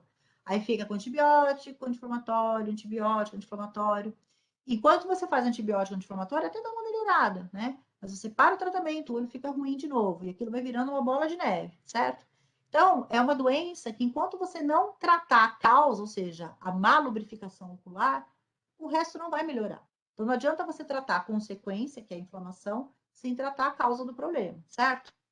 Bom, então a gente tem, gente, uma série de causas que podem estar associadas ao aparecimento da ceratoconjuntivite seca, tá? Então, por exemplo, blefaroconjuntivite crônica. Então, vamos imaginar um animal atópico. Então, animais atópicos, muitas vezes eles têm, né, toda aquela inflamação na região da pálpebra, na região da face. E essa inflamação crônica na região palpebral pode causar o quê? Uma lesão definitiva, né, uma degeneração das glândulas, né? Não só da glândula lacrimal, mas daquelas glândulas que a gente chama de glândulas tarsais, aquelas que produzem o componente lipídico da lágrima, né? Então, uma inflamação crônica pode levar como consequência um olho seco. Tanto, isso é tão verdade que muitas vezes, quando a gente está tratando o paciente que tem olho seco e é um paciente com quadro de atopia, né? A gente fala, não adianta eu tratar o olho sem você tratar a atopia do animal. Então, o tratamento é em conjunto. Também não adianta eu tratar a atopia e não tratar o olho seco. Tem que tratar as duas coisas. E geralmente os dois melhoram quando os dois estão em equilíbrio. Então você melhorou um, o outro melhora automaticamente, certo? Então essa seria uma das causas. Outra causa, essa aqui, ó, essa segunda eu vi uma única vez só, tá, gente? Hipoplasia acinar congênita. Então são animais que eles nascem com uma hipoplasia, né? Uma malformação dos ácidos das glândulas lacrimais. Então, ele tem a glândula, mas essa glândula é uma glândula afuncional, né? Eu atendi uma vez um cachorrinho, que era um cachorrinho, a raça dele, se eu não me engano, não era nem York nem Pug, que são as raças que estão aqui. Ele era agora eu não lembro se ele era um Schnauzer ou se ele era um Lhasa. Bom, enfim, faz tanto tempo isso, mas enfim, esse cachorrinho, ele tinha um shunt porte-sistêmico. Então, ele nasceu com várias, né, malformações, né? Uma delas era essa atrofia dos ácidos. Como que a gente sabe isso? Porque esse animal, desde filhotinho, desde 2, 3 meses de idade, já tinha um baita de um olho seco. O teste de Schimmer dele era 0 dos 2 olhos. E mesmo a gente fazendo tratamento para ceratoconjuntivite seca, a gente não via resposta nenhuma, né? Não respondia nada, não melhorava nada. E aí depois foi feita uma biópsia, e nessa biópsia se constatou que realmente não tinha nenhum tecido glandular ativo ali, certo? Então, isso aqui eu vi uma única vez, tá? Mas pode acontecer. Que mais de causas a gente tem? Ceratoconjuntivite seca induzida por drogas, e no caso aqui o uso da atropina, tá? Então, principalmente os colírios com atropina, gente, a gente usa para algumas situações, mas não pode abusar da atropina, tá? Porque a atropina, ela tem um efeito parasimpatolítico, né? E aí, esse efeito acaba alterando a função das glândulas, tá? Se isso for prolongado por muito tempo, esse animal pode realmente ter uma função dessas glândulas. A glândula pode ter uma atrofia definitiva, tá? Então, tem que tomar muito cuidado. A mesma coisa ocorre com o uso de outras drogas, como, por exemplo, as sulfas. As sulfas, elas podem ter um efeito tóxico, né, na produção lacrimal dos pacientes. Então, por exemplo, vamos imaginar um cão com sinomose, né? Um dos antibióticos que costuma se usar para sinomose, né, é a sulfa. E como a gente sabe que a sinomose é uma doença que ela tem um curso longo, né? Tem animal que às vezes fica 1 mês, 2 meses tomando antibiótico. Às vezes esse uso prolongado da sulfa pode trazer como consequência um olho seco definitivo, tá? Para nossa felicidade ou infelicidade, né? A causa mais comum de ceratoconjuntivite seca é essa daqui, ó, idiopática, ou seja, ninguém sabe de onde veio, né? E a gente sabe que a doença, né, ela tem um componente imunomediado. E isso aqui, gente, é o X da questão. Porque quando a gente trata essa condição imunomediada da doença, a gente consegue fazer a produção de lágrima, não digo voltar 100% ao normal, mas pelo menos melhorar em relação ao que ela está, enquanto esse componente não é controlado, tá? Então, o que acontece, né, nessa alteração imunomediada? Como eu falei para vocês, vocês lembram das camadas ali que a gente falou do filme lacrimal, né? Então, você tem lá a camada externa, que é a lipídica, a intermediária, que é a aquosa, e a interna, né, que é produzida pelas células caliciformes da conjuntiva. E dentre essas células todas que a gente tem na região da conjuntiva, a gente tem linfócitos, tá? E entre os linfócitos, a gente vai ter linfócito T, helper e T citotóxico. Vocês lembram disso, né? Os tipos de linfócito que a gente tem. Bom, sabe-se que na doença do olho seco, né, na ceratoconjuntivite seca, ocorre um desequilíbrio entre a quantidade de T helper e T citotóxico dentro da conjuntiva desses pacientes, né? Lembrando que a conjuntiva entra ali na camada interna da produção de lágrima. E aí o que acontece? Quando você entra com uma medicação imunomoduladora, a relação entre esses linfócitos T helper e T citotóxico, ela volta ao normal. E ela voltando ao normal, a produção de lágrima também volta ao normal. Ou seja, foi assim que descobriram que tinha um componente imunomediado na doença.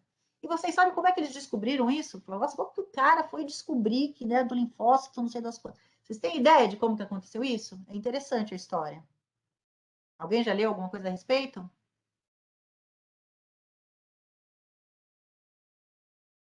Né? Eu também achei super interessante quando eu fui fuçar nisso e vi. Na verdade, assim, ó, a gente... Sim ou não, gente? Já, né? Então. E aí, o que eles observaram, gente? Olha só que doido. Eles observaram que as pessoas que faziam transplante, né? Uma das queixas que elas tinham, né, quando elas iam fazer as consultas de retorno, né, para ver se estava indo tudo bem, elas falavam: Meu, eu tô tendo um efeito colateral muito estranho. Meu olho tá lacrimejando demais. Então, as pessoas viram que o uso da ciclosporina oral causava como efeito colateral o excesso de lacrimejamento. E aí eles falaram, putz, se está causando esse excesso de lacrimejamento, será que se a gente usar a ciclosporina só no olho, a gente não consegue, a gente não transforma esse efeito colateral no efeito benéfico para aqueles pacientes que têm problema de olho seco? E foi aí que eles começaram a pegar a ciclosporina e começaram a cada vez diminuir mais a concentração dela, até chegar na concentração que a gente usa hoje, né, que é de 0,2 a 0,5%, que é o suficiente para causar esse efeito imunomodulador, né? Há um tempo atrás, há uns 15, 20 anos atrás, né, quando estava essa onda da ciclosporina tópica para tratar o olho seco, se usava a ciclosporina na concentração de 2%, né? Então, a gente sempre receitava ciclosporina 2%. E aí, assim, ela funcionava super bem. Qual era o problema da ciclosporina 2%? Ela ficava muito cara. Então, o que acontecia? Como o tratamento do olho seco é um tratamento que ele é para a vida toda, né? O tutor, ele gastava por mês em torno de 400, 500 reais. E aí, muitos tutores não tinham condição de fazer o tratamento, né? Então, as pessoas acabavam abandonando. Fazia o tratamento por um tempo, melhorava e abandonava o tratamento porque não tinha mais dinheiro e o olho voltava a ficar ruim de novo. Então, eles conseguiram diminuir mais ainda a concentração da ciclosporina, inclusive para poder baratear o custo, né? E para você ter o mesmo efeito. Então, hoje sabe-se que a 0,2, 0,5%, a gente tem esse mesmo efeito de A2%, tá? Então, na verdade, descobriu-se o efeito da ciclosporina para o olho seco por acaso, tá? Foi por conta aí desses pacientes que usavam para rejeição de transplante. Bom, voltando aqui ao nosso assunto, né? Tem que levar em consideração também, gente, que existe uma predisposição racial ao desenvolvimento da doença. Então, a gente sabe que os pacientes que são braquicefálicos, né, eles vão ter uma predisposição maior. E por que essa predisposição maior ocorre? Se a gente levar em consideração o braquicefálico, a gente sabe que eles apresentam o quê? Aquele olho grande, né? E por que o olho deles é grande? Na verdade, não é o olho que é grande. A verdade é que eles têm uma órbita muito rasa. Então, o olho ele não encaixa perfeitamente na órbita. Ele sempre fica mais exposto. E, além disso, eles apresentam uma fenda palpebral larga, né? Então, é um olho mais exposto. Além de ele ser um olho mais exposto, é um olho que as pálpebras, né, elas vão ter mais dificuldade de se movimentar, elas vão ter que fazer um esforço maior para poder espalhar essa lágrima de uma maneira adequada por toda a superfície ocular. É por isso que esses cães braquicefálicos, com o tempo, né, eles vão tendo, no começo não é nem deficiência na produção de lágrima. No começo eles vão tendo um excesso de evaporação da lágrima, né? Porque ela está sendo produzida na quantidade normal, mas ela não está dando conta de lubrificar porque o olho é muito grande, né? Então aí vai começando a evaporar, evaporar. E aí uma coisa vai piorando com a outra, aí vai diminuindo a produção até que chega uma hora que a situação fica bem crítica, certo?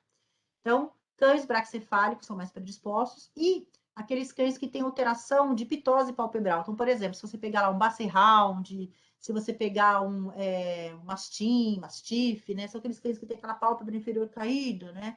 Dog alemão. Então, esses cães também, eles piscam tal, mas a lubrificação ocular, né? A lágrima não espalha da maneira adequada, como no animal que não tem nenhuma alteração em relação ao formato da pálpebra, tá? Uma outra causa poderia ser a causa iatrogênica, no caso, quando a gente faz a remoção, né, da glândula da terceira pálpebra.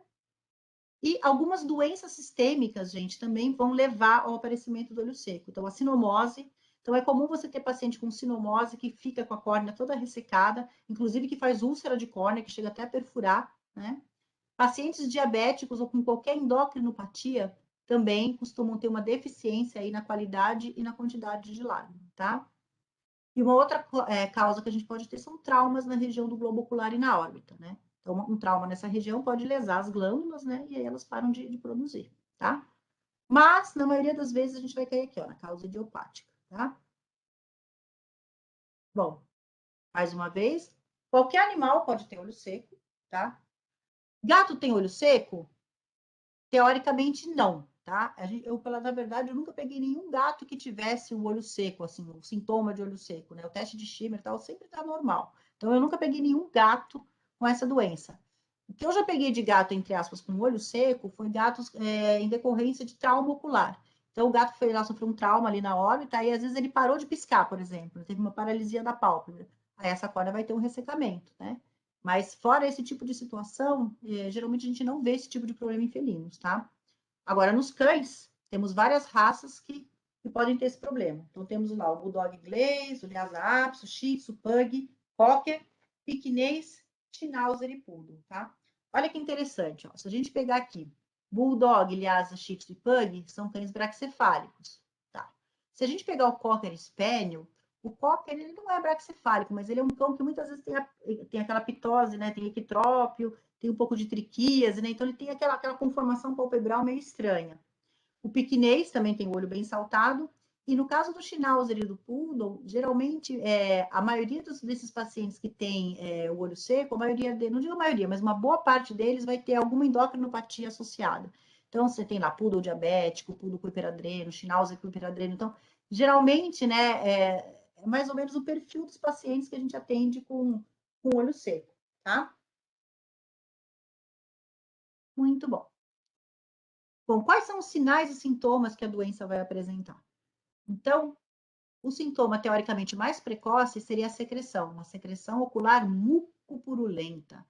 E por que essa secreção fica mucopurulenta? O que vocês acham?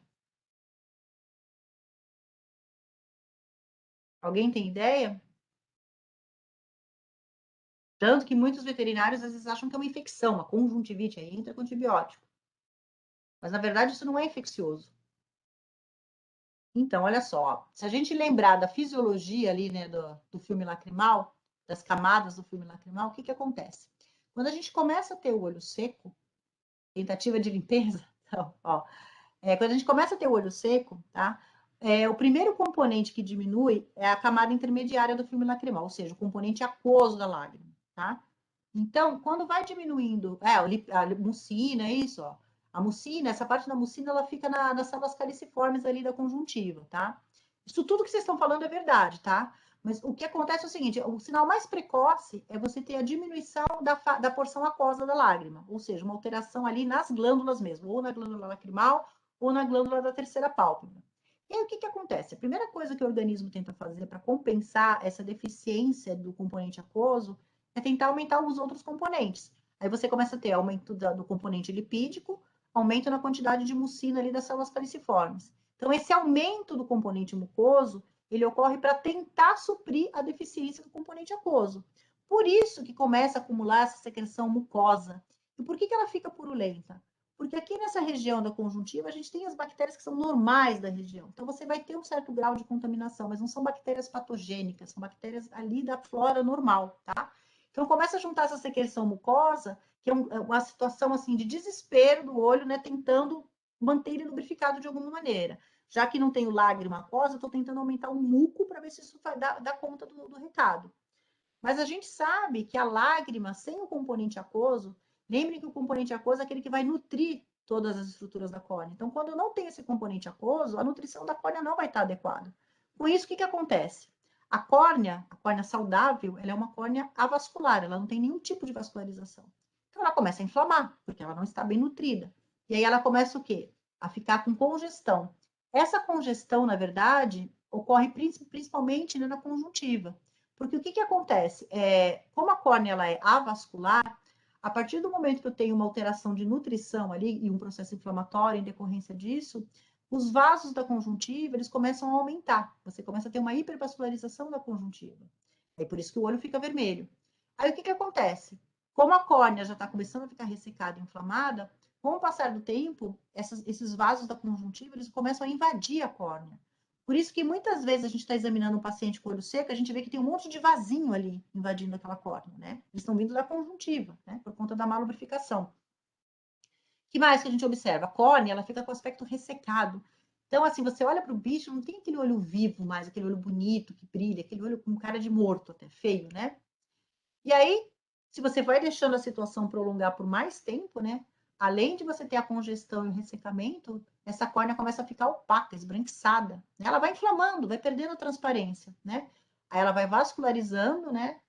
E se você deixar passar mais tempo, o caso mais crônico de olho seco é aquele onde você já tem pigmentação da córnea. Então começa a formar como se fosse uma área enegrecida, começa a ter depósito, né, de melanina na córnea e ela fica totalmente pigmentada.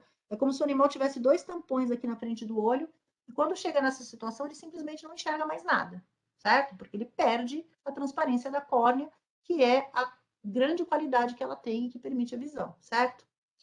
Em casos ainda mais graves, né, você começa a ter o quê? Úlcera de córnea, né? Porque a má lubrificação vai fazendo com que as células da córnea vão se desfazendo, vão perdendo a sua integridade. E aí você pode ter úlcera.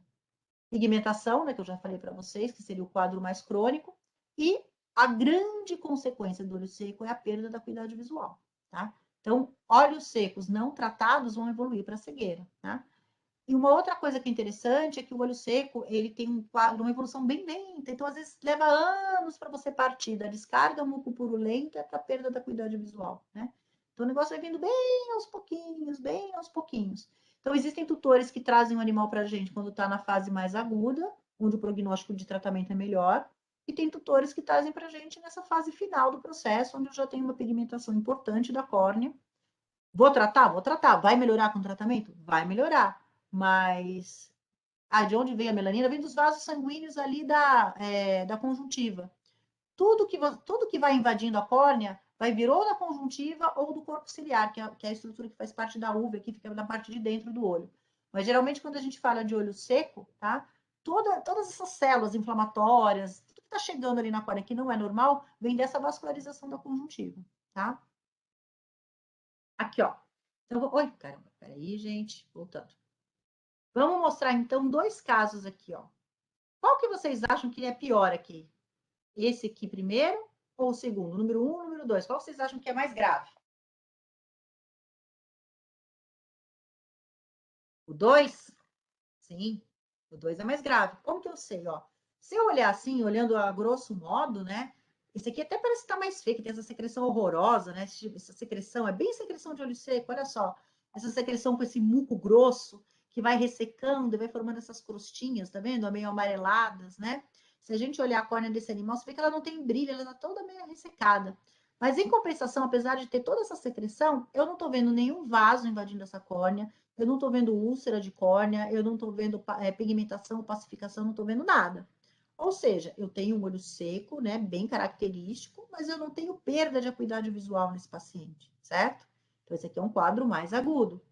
Esse outro paciente, eu já não estou vendo quase mais secreção. Pode ver, nem tem muita secreção, né? Aliás, praticamente nada. Mas se eu olhar, olha como está isso aqui. Olha a conjuntiva desse animal, como está bem vermelha, bem congesta, ressecada, córnea ressecada. Aqui eu tenho uma úlcera, ó, vocês estão vendo aqui, ó? Uma úlcera. Aqui eu tenho uma área de pigmentação, outra área de pigmentação. Aqui eu tenho essa pacificação, tá vendo? Eu ainda tenho um pouquinho de transparência. Esse animal não está completamente cego. Mas isso aqui, com certeza, já está atrapalhando a acuidade visual, tá? Então, isso aqui, ó, toda vez que eu vejo alterações de pigmentação, vascularização, pacificação, úlcera na córnea, eu sei que o quadro é mais crônico, tá? Então, aqui eu tenho dois pacientes com a mesma doença. Oh, meu Deus. Com a mesma doença, tá? O tratamento vai ser diferente nos dois casos, mas em ambos eu vou entrar com os imunomoduladores, né? Que é o tratamento de eleição. Mas o prognóstico é diferente. Esse aqui, provavelmente, com o tratamento, vai melhorar praticamente 100%. E esse daqui, não. Eu vou conseguir melhorar um pouquinho o brilho dessa córnea, vou conseguir curar essa úlcera, vou melhorar um pouquinho essa pigmentação, mas essa córnea nunca mais vai voltar a ser transparente como uma córnea saudável, certo? Então, por isso que é importante a gente saber reconhecer a doença, né, e tratar o mais rápido possível. Bom, diagnóstico do olho seco, né? Eu coloquei aqui o teste de Schimmer, né? Que é o teste da produção de lágrima. Lembrando que, gente, eu não preciso, não que eu não preciso, eu sempre faço o teste de Schimmer, tá? Mas mesmo que eu não tenha o teste de Schimmer, se eu estivesse atendendo esses dois pacientes, só de botar o olho aqui, eu sei que os dois têm olho seco, tá? Só pela clínica dá para saber que é olho seco. Qual que é a importância do teste de Schimmer? O teste de Schimmer, ele vai me mostrar o quanto que o componente aquoso da lágrima está abaixo do normal. Então, por exemplo, o normal do teste de Schimmer é você ter um teste acima de 20 milímetros em 1 minuto. Então, se eu tiver um animal que está com 10, tudo bem, está baixo. Mas é melhor ele estar com 10 do que ele estar com 0, por exemplo. Então, eu sei que o animal que está com 0 é um quadro muito mais severo, certo? Então, o teste de Schimmer, ele ajuda a gente a graduar a intensidade aí do processo, né? E uma outra coisa que o teste de Schimmer ajuda a gente é a fazer o acompanhamento do animal. Então, eu comecei a fazer o tratamento, quero saber se está melhorando, eu faço o teste de Schimmer para ver, certo? Lembrando que, gente, o teste de Schimmer, ele vai medir apenas o componente aquoso da lágrima, tá? Então, é essa porção que a gente vai medir pelo teste de Schimmer. Não, o resto, o componente mucoso, se está aumentado, se não está, esse teste não me dá essa informação, tá bom? Bom, Vamos ao tratamento, né? Que é o mais importante. Deixa eu saber que horas são. Ai, meu Deus, eu tô passando do horário. Peraí, gente, que eu já tô acabando. Tratamento, olha só. Aqui eu coloquei o tratamento cirúrgico, tá, gente? Porque há um tempo atrás, bastante tempo atrás, tá? Não existiam ainda os imunomoduladores, né? Que é o tratamento de eleição hoje em dia. Então, como não existiam os imunomoduladores, se fazia como opção, né? A chamada transposição do ducto parotídico. Então, o que é esse ducto parotídico? É um dos ductos que drena a saliva, né? Para a boca. Então, eles desviavam o ducto da parótida para o saco conjuntival. Então, você começava a fazer a lubrificação do olho com saliva. Vocês acham que isso é uma boa opção, gente? O que vocês acham?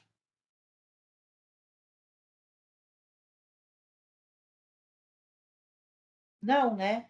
Porque se a gente parar para pensar, o pH da saliva é diferente, a composição da saliva é diferente, né? Então, assim, tudo bem, ela vai manter o olho, entre aspas, lubrificado, mas a nutrição da córnea também não vai estar correta, né? Então, mesmo você fazendo essa transposição do ducto parotídico, com o passar do tempo, a córnea fica inflamada, o olho fica vermelho. Então, não era uma boa solução, tá? Então, começaram a desenvolver outras opções de tratamento, né, para se tentar ter uma resposta melhor. Depois de um tempo, optou-se pelos estimulantes de lágrima. Então, o que são esses estimulantes de lágrima? Na verdade, eles não são imunomoduladores, eles só fazem a lágrima aumentar a quantidade, mas não com a qualidade adequada. Né? Então, se eu tenho lá uma lágrima que está produzindo pouco, mas ela não está com o equilíbrio dos componentes aquoso e mucoso, ela até pode aumentar a sua quantidade, mas ela não vai voltar até a qualidade adequada, né? Então, eles faziam o quê? Eles usavam a pilocarpina, o colírio de pilocarpina. E aí, o que acontece? Por que pilocarpina, né? A pilocarpina, ela é parasimpatomimética. Então, a gente sabe que as glândulas lacrimais, elas têm a inervação do parasimpático. Então, você estimulando a inervação parasimpática, você aumenta a atividade dessas glândulas. Ok, na teoria, ok. Mas o que acontece com a pilocarpina, gente? A pilocarpina é um colírio, na verdade, hoje em dia, praticamente não se usa mais pilocarpina, tá? Porque ela tem mais efeito colateral do que efeito benéfico. Então, um dos problemas da pilocarpina era o seguinte: vocês devem saber que, como ela é parasimpatomimética, um dos efeitos que ela causa é miose, né? Então, ela faz a pupila contrair. Então, a miose, gente, ela causa o quê? Um espasmo da musculatura ciliar, né? Do corpo ciliar. Isso dói. Então, os animais que ficam usando pilocarpina por muito tempo, eles começam a sentir muita dor, começam a ter fotofobia, começam a ter um monte de coisa. Então, não era legal. O outro efeito colateral que a pilocarpina causava esses animais começavam, porque assim, tudo que você pinga no olho, né, vai drenar pelos canalículos lacrimais, pelo ducto nasolacrimal, e o animal vai sentir o gosto na boca, então ele vai engolir aquele remédio, né? E aí a pilocarpina, por ser parasimpatomimética, ela também estimula a salivação. Então esses animais ficavam salivando, salivando, espumando, espumando, né? Então também não era um efeito colateral legal. E a médio e longo prazo, você começa a ter alterações cardíacas também, né? De tanto usar pilocarpina. Então, a moral da história, não era legal. Não dava para usar, tá? Então, o grande X aí da questão foi quando eles descobriram a importância dos imunomoduladores, né? No caso que a gente usa é a ciclosporina, né, de 0,2 a 0,5%, ou tacrolimus 0,03%, que é da mesma família da ciclosporina, porém ele é mais potente do que a ciclosporina, tá?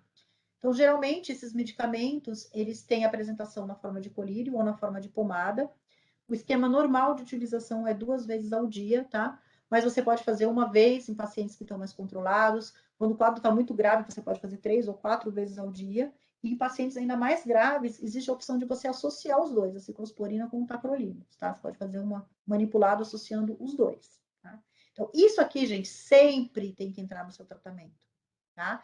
Independente aí do estágio do olho seco. Tá? Nos quadros mais leves, eu vou fazer tipo 2 vezes por dia. Nos quadros mais graves, eu vou ter que muitas vezes associar os dois e fazer 4 vezes por dia.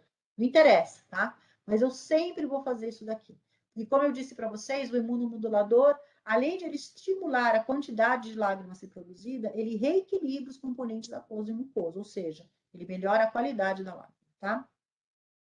Só que assim, gente, quando você tem um olho seco muito grave, às vezes, só isso aqui também não dá conta do recado, tá? Às vezes você precisa associar ainda outros medicamentos para tentar dar uma melhorada, um upgrade aí no processo. Então, as outras opções que a gente tem, quais são? A gente pode estar utilizando lacrimomiméticos, ou seja, substitutos da lágrima, né? Como no caso, por exemplo, dos colírios de sulfato de condroitina. Então, existe um colírio da linha veterinária chamado Tears, né? que ele é a base de sulfato de condroitina. Então, quando você pinga o sulfato de condroitina, o que ele faz? Ele vai formar uma película protetora na córnea, melhorando a aderência do filme lacrimal. Então, se você pensar, por exemplo, num animal condrodistrófico, né, desculpa, não condrodistrófico, um cão braquicefálico, né, que tem aquele olho, aquela superfície ocular grande, né, de repente é uma boa você associar o imunomodulador com um lacrimomimético, né, que aí você vai ter um estímulo na produção, né, na qualidade da lágrima, e um outro medicamento que vai melhorar a aderência da lágrima, né. Então, muitas vezes a gente associa esses dois, tá? Fora o sulfato de condroitina, a gente tem esses outros lubrificantes que eles ajudam, tá? Mas eles só vão ser usados, né, geralmente em conjunto com o imunomodulador, tá? Sozinhos eles não têm muita utilidade. Então aí você tem medicamentos que têm metilcelulose, você tem medicamentos que têm hialuronato de sódio e tem medicamentos que têm lanolina, né? Então são esses lubrificantes oculares que a gente vê na farmácia, Vidizic, Viscotirs, Yabac, existem vários, né, no mercado, tá bom? Então, geralmente esses aqui são associados. E uma outra coisa que é muito importante, gente, é a gente lembrar que muitas vezes a gente vai ter que fazer agentes antimicrobianos e anti-inflamatórios. Sinceramente, antimicrobianos, na grande maioria das vezes, a gente não precisa fazer. Mas anti-inflamatório, sim, tá? E quando a gente fala em anti-inflamatório para olho, o que a gente usa de escolha é o corticoide, tá? O corticoide ele só não vai ser usado se eu tiver um paciente como esse aqui do quadro anterior, onde eu tenho uma úlcera, né? Então, num paciente como esse aqui, o que a gente vai fazer? Primeiro, a gente vai cicatrizar essa úlcera. Depois que cicatrizar a úlcera, a gente vai entrar com o imunomodulador e aí a gente vai entrar com o corticoide. Por que o corticoide? Porque o corticoide ele ajuda a clarear um pouco essa pigmentação, ele ajuda a clarear um pouquinho essa opacificação e se tiver vascularização, ele melhora também, tá? Num paciente como esse primeiro aqui, eu já não tenho a necessidade de fazer um anti-inflamatório. Se eu fizer só o imunomodulador, eu já vou ter a resposta que eu quero, tá? Então, a opção de tratamento, ela vai variar de acordo com a gravidade, né, do olho seco de cada animal. Certo? Lembrando que quando a gente entra com esses colírios anti-inflamatórios, eles não vão ser para o resto da vida, tá? Geralmente a gente faz por um período aí de uns 30 dias, e aí o animal volta para o retorno e a gente reavalia. Se já tiver melhorado, a gente já suspende o anti-inflamatório e aí mantém só com os imunomoduladores. Aqui mostrando o teste de Schimmer, né? Para quem nunca teve a oportunidade de ver. Então, ele é um teste que ele já vem nessas tirinhas com papel específico.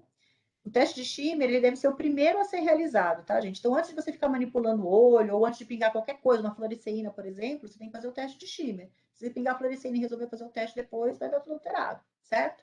E geralmente a gente introduz aqui no saco conjuntival sem apertar, tá? E aí a gente espera 1 minuto. Nesse 1 minuto a gente vai ver a lágrima correndo por aqui. Esse papel que está mostrando aqui, ele não tem a graduação, mas o teste de Schimmer que a gente usa, né, ele já vem com a graduaçãozinha. Então, ele já vai mostrando se tem 5, 10, 15, 20. Então, o ideal é molhar acima dos 20. Então, se molhou bem o papelzinho, sinal que a quantidade de lágrima, porção aquosa, está normal, tá? Aí, quanto menor tiver a produção de lágrima, mais grave vai ser minha ceratoconjuntivite conjuntivite seca, certo? Aqui só uma para ilustrar o que seria a transposição do ducto parotídico.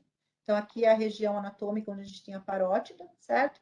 O ducto normal é esse aqui, que ele desemboca aqui na cavidade oral. Ele é desviado, ó, para o saco conjuntival e é ligado aqui, ó. Tá vendo? É feito esse desvio do ducto parotídico. Mas lembrando que esse não é um procedimento que vai ter um resultado muito bom a médio e longo. Continua ou vocês querem que eu pare, gente? Que eu ia falar mais umas coisinhas aqui, mas eu acho que eu já tô, senão não vai dar tempo de fazer as perguntas. O que que vocês querem? Vocês que mandam. Por enquanto não tem nenhuma pergunta no chat, Cris. Tá, Você então acha que o posso pessoal tá continuar? fazendo durante a palestra? Pode continuar. Tá, se vocês quiserem que pare, vocês me falam, tá, gente? Não tem problema. Na verdade, não falta muita coisa, não. É que eu me empolgo, eu vou falando e não paro de falar. Bom, vamos lá. Vamos falar um pouquinho de neoplasias da terceira pálpebra, tá? Não são muito frequentes, mas de vez em quando a gente pega alguns pacientes que têm. Lembra que a gente comentou no começo, né, que geralmente a gente não tira a terceira pálpebra, lembra? A gente evita tirar ao máximo, a não ser quando a gente tem tumor. Aí não tem opção, a gente acaba tendo que remover. E aí, quais são as neoplasias que a gente pode encontrar aí na região da terceira pálpebra? A gente pode ter os adenocarcinomas, os carcinomas de células escamosas, ou carcinoma espinocelular, e os hemangiomas, tá? Hemangiomas ou hemangiosarcomas. Mais comum, gente, é esse daqui, ó, em cão, hemangioma. Então, se você pegar aqueles cães brancos, então você pega lá um Bull Terrier, Dogo argentino, sei lá, o boxer branco, né, que não tem mais quase boxer, quanto menos branco, mas, né, enfim, um cão branco. Esses cães, à medida que eles vão ficando mais velhos, né, como eles praticamente não têm pigmentação em nenhuma região do corpo, né, geralmente o olho também não tem pigmentação nem na pálpebra, nem na terceira pálpebra, de tanto eles ficarem expostos ao sol, geralmente eles vão formando esses hemangiomas. E como que o hemangioma aparece? Ele parece como se fossem uns pontinhos de sangue na terceira pálpebra. Às vezes forma até umas bolinhas, assim, bem pequenininhas, né? Então, geralmente, eles, sim, eles não causam desconforto para o animal, mas se você não intervir, ele vai aumentando, né? E pode tomar a terceira pálpebra, começar a ir para a conjuntiva, para outras estruturas ali do olho, né? Então, tem que tomar cuidado, ficar sempre de olho nesses cães que são brancos, né? O carcinoma de células escamosas é bem mais comum da gente ver em gato. Então, muitos já viram aqueles gatos brancos, né? Que também adoram ficar expostos ao sol, que eles têm aquele carcinoma que pega a orelha, pega o focinho e geralmente pega a pálpebra e terceira pálpebra, né? Então, esse tipo aqui é mais comum em gato. E os adenocarcinomas também a gente pode ver em cão, tá? Mas eles são menos frequentes. Mas tem um caso aqui que foi de adenocarcinoma que eu vou mostrar para vocês. Espera um pouquinho aqui. Aqui um exemplo, tá? Então, aqui a gente tem um animal que a gente vê que essa conjuntiva aqui está alterada e a terceira pálpebra, por fora, até que não parece que está tão alterada, né? Mas você vê que tem uma coisa protuindo aqui de dentro. Na hora que tracionou a terceira pálpebra, olha só, uma neoplasia, tá vendo? Tá? Então, num caso como esse, não tem opção, a gente precisa remover a terceira pálpebra. Se a gente deixar o processo evoluir por muito tempo, o que vai acontecer? A terceira pálpebra, gente, ela é revestida por conjuntiva, né? Por tecido conjuntivo. E a conjuntiva vem toda ao redor do olho.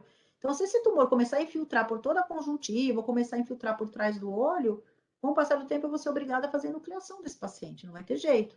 E dá dó, porque às vezes você tem todos os anexos comprometidos, mas o globo ocular, ó, se vocês olharem o olho desse paciente, tá bom. Então, muitas vezes você acaba tendo que nuclear um olho funcional, né? E isso é bem triste, né?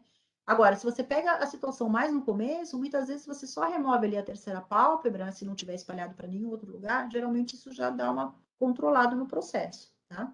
Então, nesses casos aqui, é indicada a remoção da terceira pálpebra.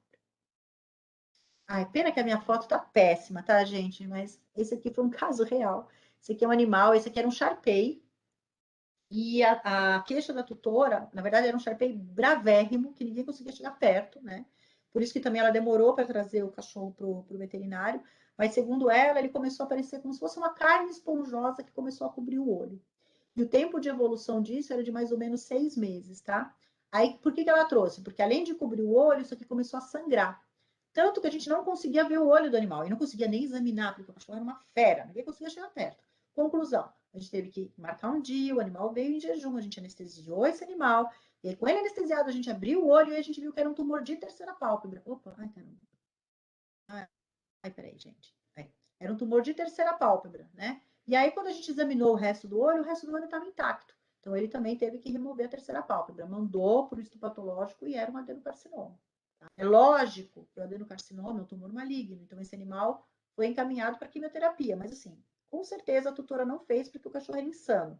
Não é um cachorro que você conseguiria deixar nem administrar medicamento via oral, porque ele era muito bravo, e muito menos fazer medicamento na veia, porque era impossível, né? Então, eu tenho quase certeza que essa tutora acabou não fazendo nada e só observando, tá? Mas, assim, o adenocarcinoma é um tumor que ele pode recidivar, né? Então, o prognóstico realmente é ruim. Mas, na situação que a gente pegou, a gente ainda conseguiu remover a formação sem precisar remover o globo ocular, tá? Esse aqui é o adenocarcinoma. Bom, para terminar, gente, só para a gente, né? Isso aqui todo mundo tem certeza que sabe, mas só para a gente falar de procedimentos cirúrgicos que envolvem a terceira pálpebra, né? Na verdade, só tem um, né? O procedimento cirúrgico clássico da terceira pálpebra é o famoso recobrimento da terceira pálpebra, ou flap de terceira pálpebra, né? Então, isso aqui é um procedimento amplamente utilizado, né, pelos veterinários. Não precisa ser um oftalmologista para fazer uso desse procedimento, né? E, na verdade, ele tem várias funções, né? Então, a principal função do flap de terceira pálpebra é proteção do globo ocular. Então, por exemplo, tem um paciente lá que tem uma úlcera, né? E essa úlcera é uma úlcera que está com difícil cicatrização, ou é uma úlcera onde o animal está sentindo muita dor. O que eu vou fazer? Eu pego, faço um flap, e o flap ele vai promover proteção mecânica, né, da lesão, e ele não é o melhor flap que existe para levar vascularização para cicatrizar, mas ele protege e diminui o desconforto, tá? Então, ele ajuda bastante também. Então, é um procedimento que a gente usa muito nesses pacientes. Outras situações, às vezes eu tenho um animal que fez uma cirurgia na córnea. Então, vamos supor, por exemplo, um cão que fez aquele procedimento de ceratotomia em grade, que é aquela curetagem cirúrgica que a gente faz para úlceras de córnea indolente, né? Então, como é um procedimento que depois causa dor e desconforto no animal, no pós-operatório, geralmente a gente deixa com o recobrimento, né, por uns 15 dias, para diminuir o desconforto e facilitar a cicatrização, tá? Então, esse aqui é um procedimento muito simples de fazer. O único detalhe que a gente precisa ter é o seguinte: na hora que a gente vai passar o ponto, então ele entra aqui, ó, por trás da pálpebra superior, aí você sai aqui pelo saco conjuntival. Quando a gente for passar aqui na terceira pálpebra, eu não posso transpassar a terceira pálpebra, porque se eu transpassar, a hora que eu tracionar essa terceira pálpebra para cá, o fio de nylon, né, vai ficar em contato direto com a córnea. E aí o próprio fio vai causar um desconforto. Então a gente passa, atravessa aqui a terceira pálpebra, mas sem transpassar para o outro lado, tá? Na verdade, isso aqui é um ponto capitonado que a gente faz, né? Que a gente usa um capitonzinho aqui em cima, né, para proteger o olho, certo? Pronto, gente. Basicamente era isso que eu tinha para falar para vocês. Eu vou parar a apresentação, aí eu vou voltar aqui pro. Deixa eu voltar para mim aqui. Aí, gente, que eu sou meio lesa aqui nas coisas. Essa aqui de novo, não. Aí, como é que faz para voltar agora? Acho que aqui, ó. Só clicar no link do Webex. Acho que Conseguiu voltar? Não, tô tentando aqui. Só que eu sou meio. Tecnologia não Para é. parar a gravação, é só ir próximo ali da câmera e clicar em parar. Que aí vai descer uma aba. Ih, cliquei no Zoom. Ai, peraí, gente, calma. Vai dar tudo certo. Ai, meu Deus, o que aconteceu? Eu entrei aqui, ó, opções de vídeo. Eu acho que é Configurações um avançadas. botãozinho vermelho que você coloca para parar a gravação. Para Pois é, parar de o apresentar, botãozinho na vermelho não verdade. está aparecendo aqui nessa tela que eu tô. Configurações avançadas. Ai, meu pai. Bom, vocês estão conseguindo me ver? Sim, estamos sim. Pode comer, deixa assim, depois eu me viro aqui no. Adorei a palestra, Pro. O pessoal tá mandando também no chat, agradecendo. Não sei se você consegue ver. Não, daqui onde eu tô E, não consigo. Ai, não, tô vendo sim. Apareceu aqui do chat. Ah, espero que e vocês tenham pros. aproveitado, gente, que eu não tenha falado muito rápido. Eu tentei, assim, resumir da melhor maneira, né? Mas tentar passar uma coisa prática para vocês, né? Uma coisa que tem utilidade para vocês na vida profissional. Imagina, foi excelente a palestra. Eu, pelo menos, aprendi muita coisa. Foi muito didática a palestra, muito dinâmica também. Adorei. Ai, que bom, Muito gente. Fico obrigada, Pro. feliz. E eu Obrigada a você. agradeço muito também aos participantes. Já foi enviada a lista de presença. E a gente fica por aqui. A gente terminou 12 palestras ao longo desse ano, né? A gente começou lá em abril, maio. E estamos terminando agora quase em novembro. Então foi um prazer imenso fazer parte disso. E agradecer também os palestrantes, a Cris que está aqui com a gente, e os demais participantes, né? A gente pretende fazer outros eventos, vocês já estão convidados. Continue acompanhando a gente lá nas redes sociais, tá bom? Obrigada a todos, gente. Obrigada. Obrigada pela paciência aí. Bom estar com vocês. E precisando de qualquer coisa, é só me contactar. Muito obrigada, Cris. Beijo, gente. Boa noite para vocês. Tchau, Boa tchau. noite. Tchau.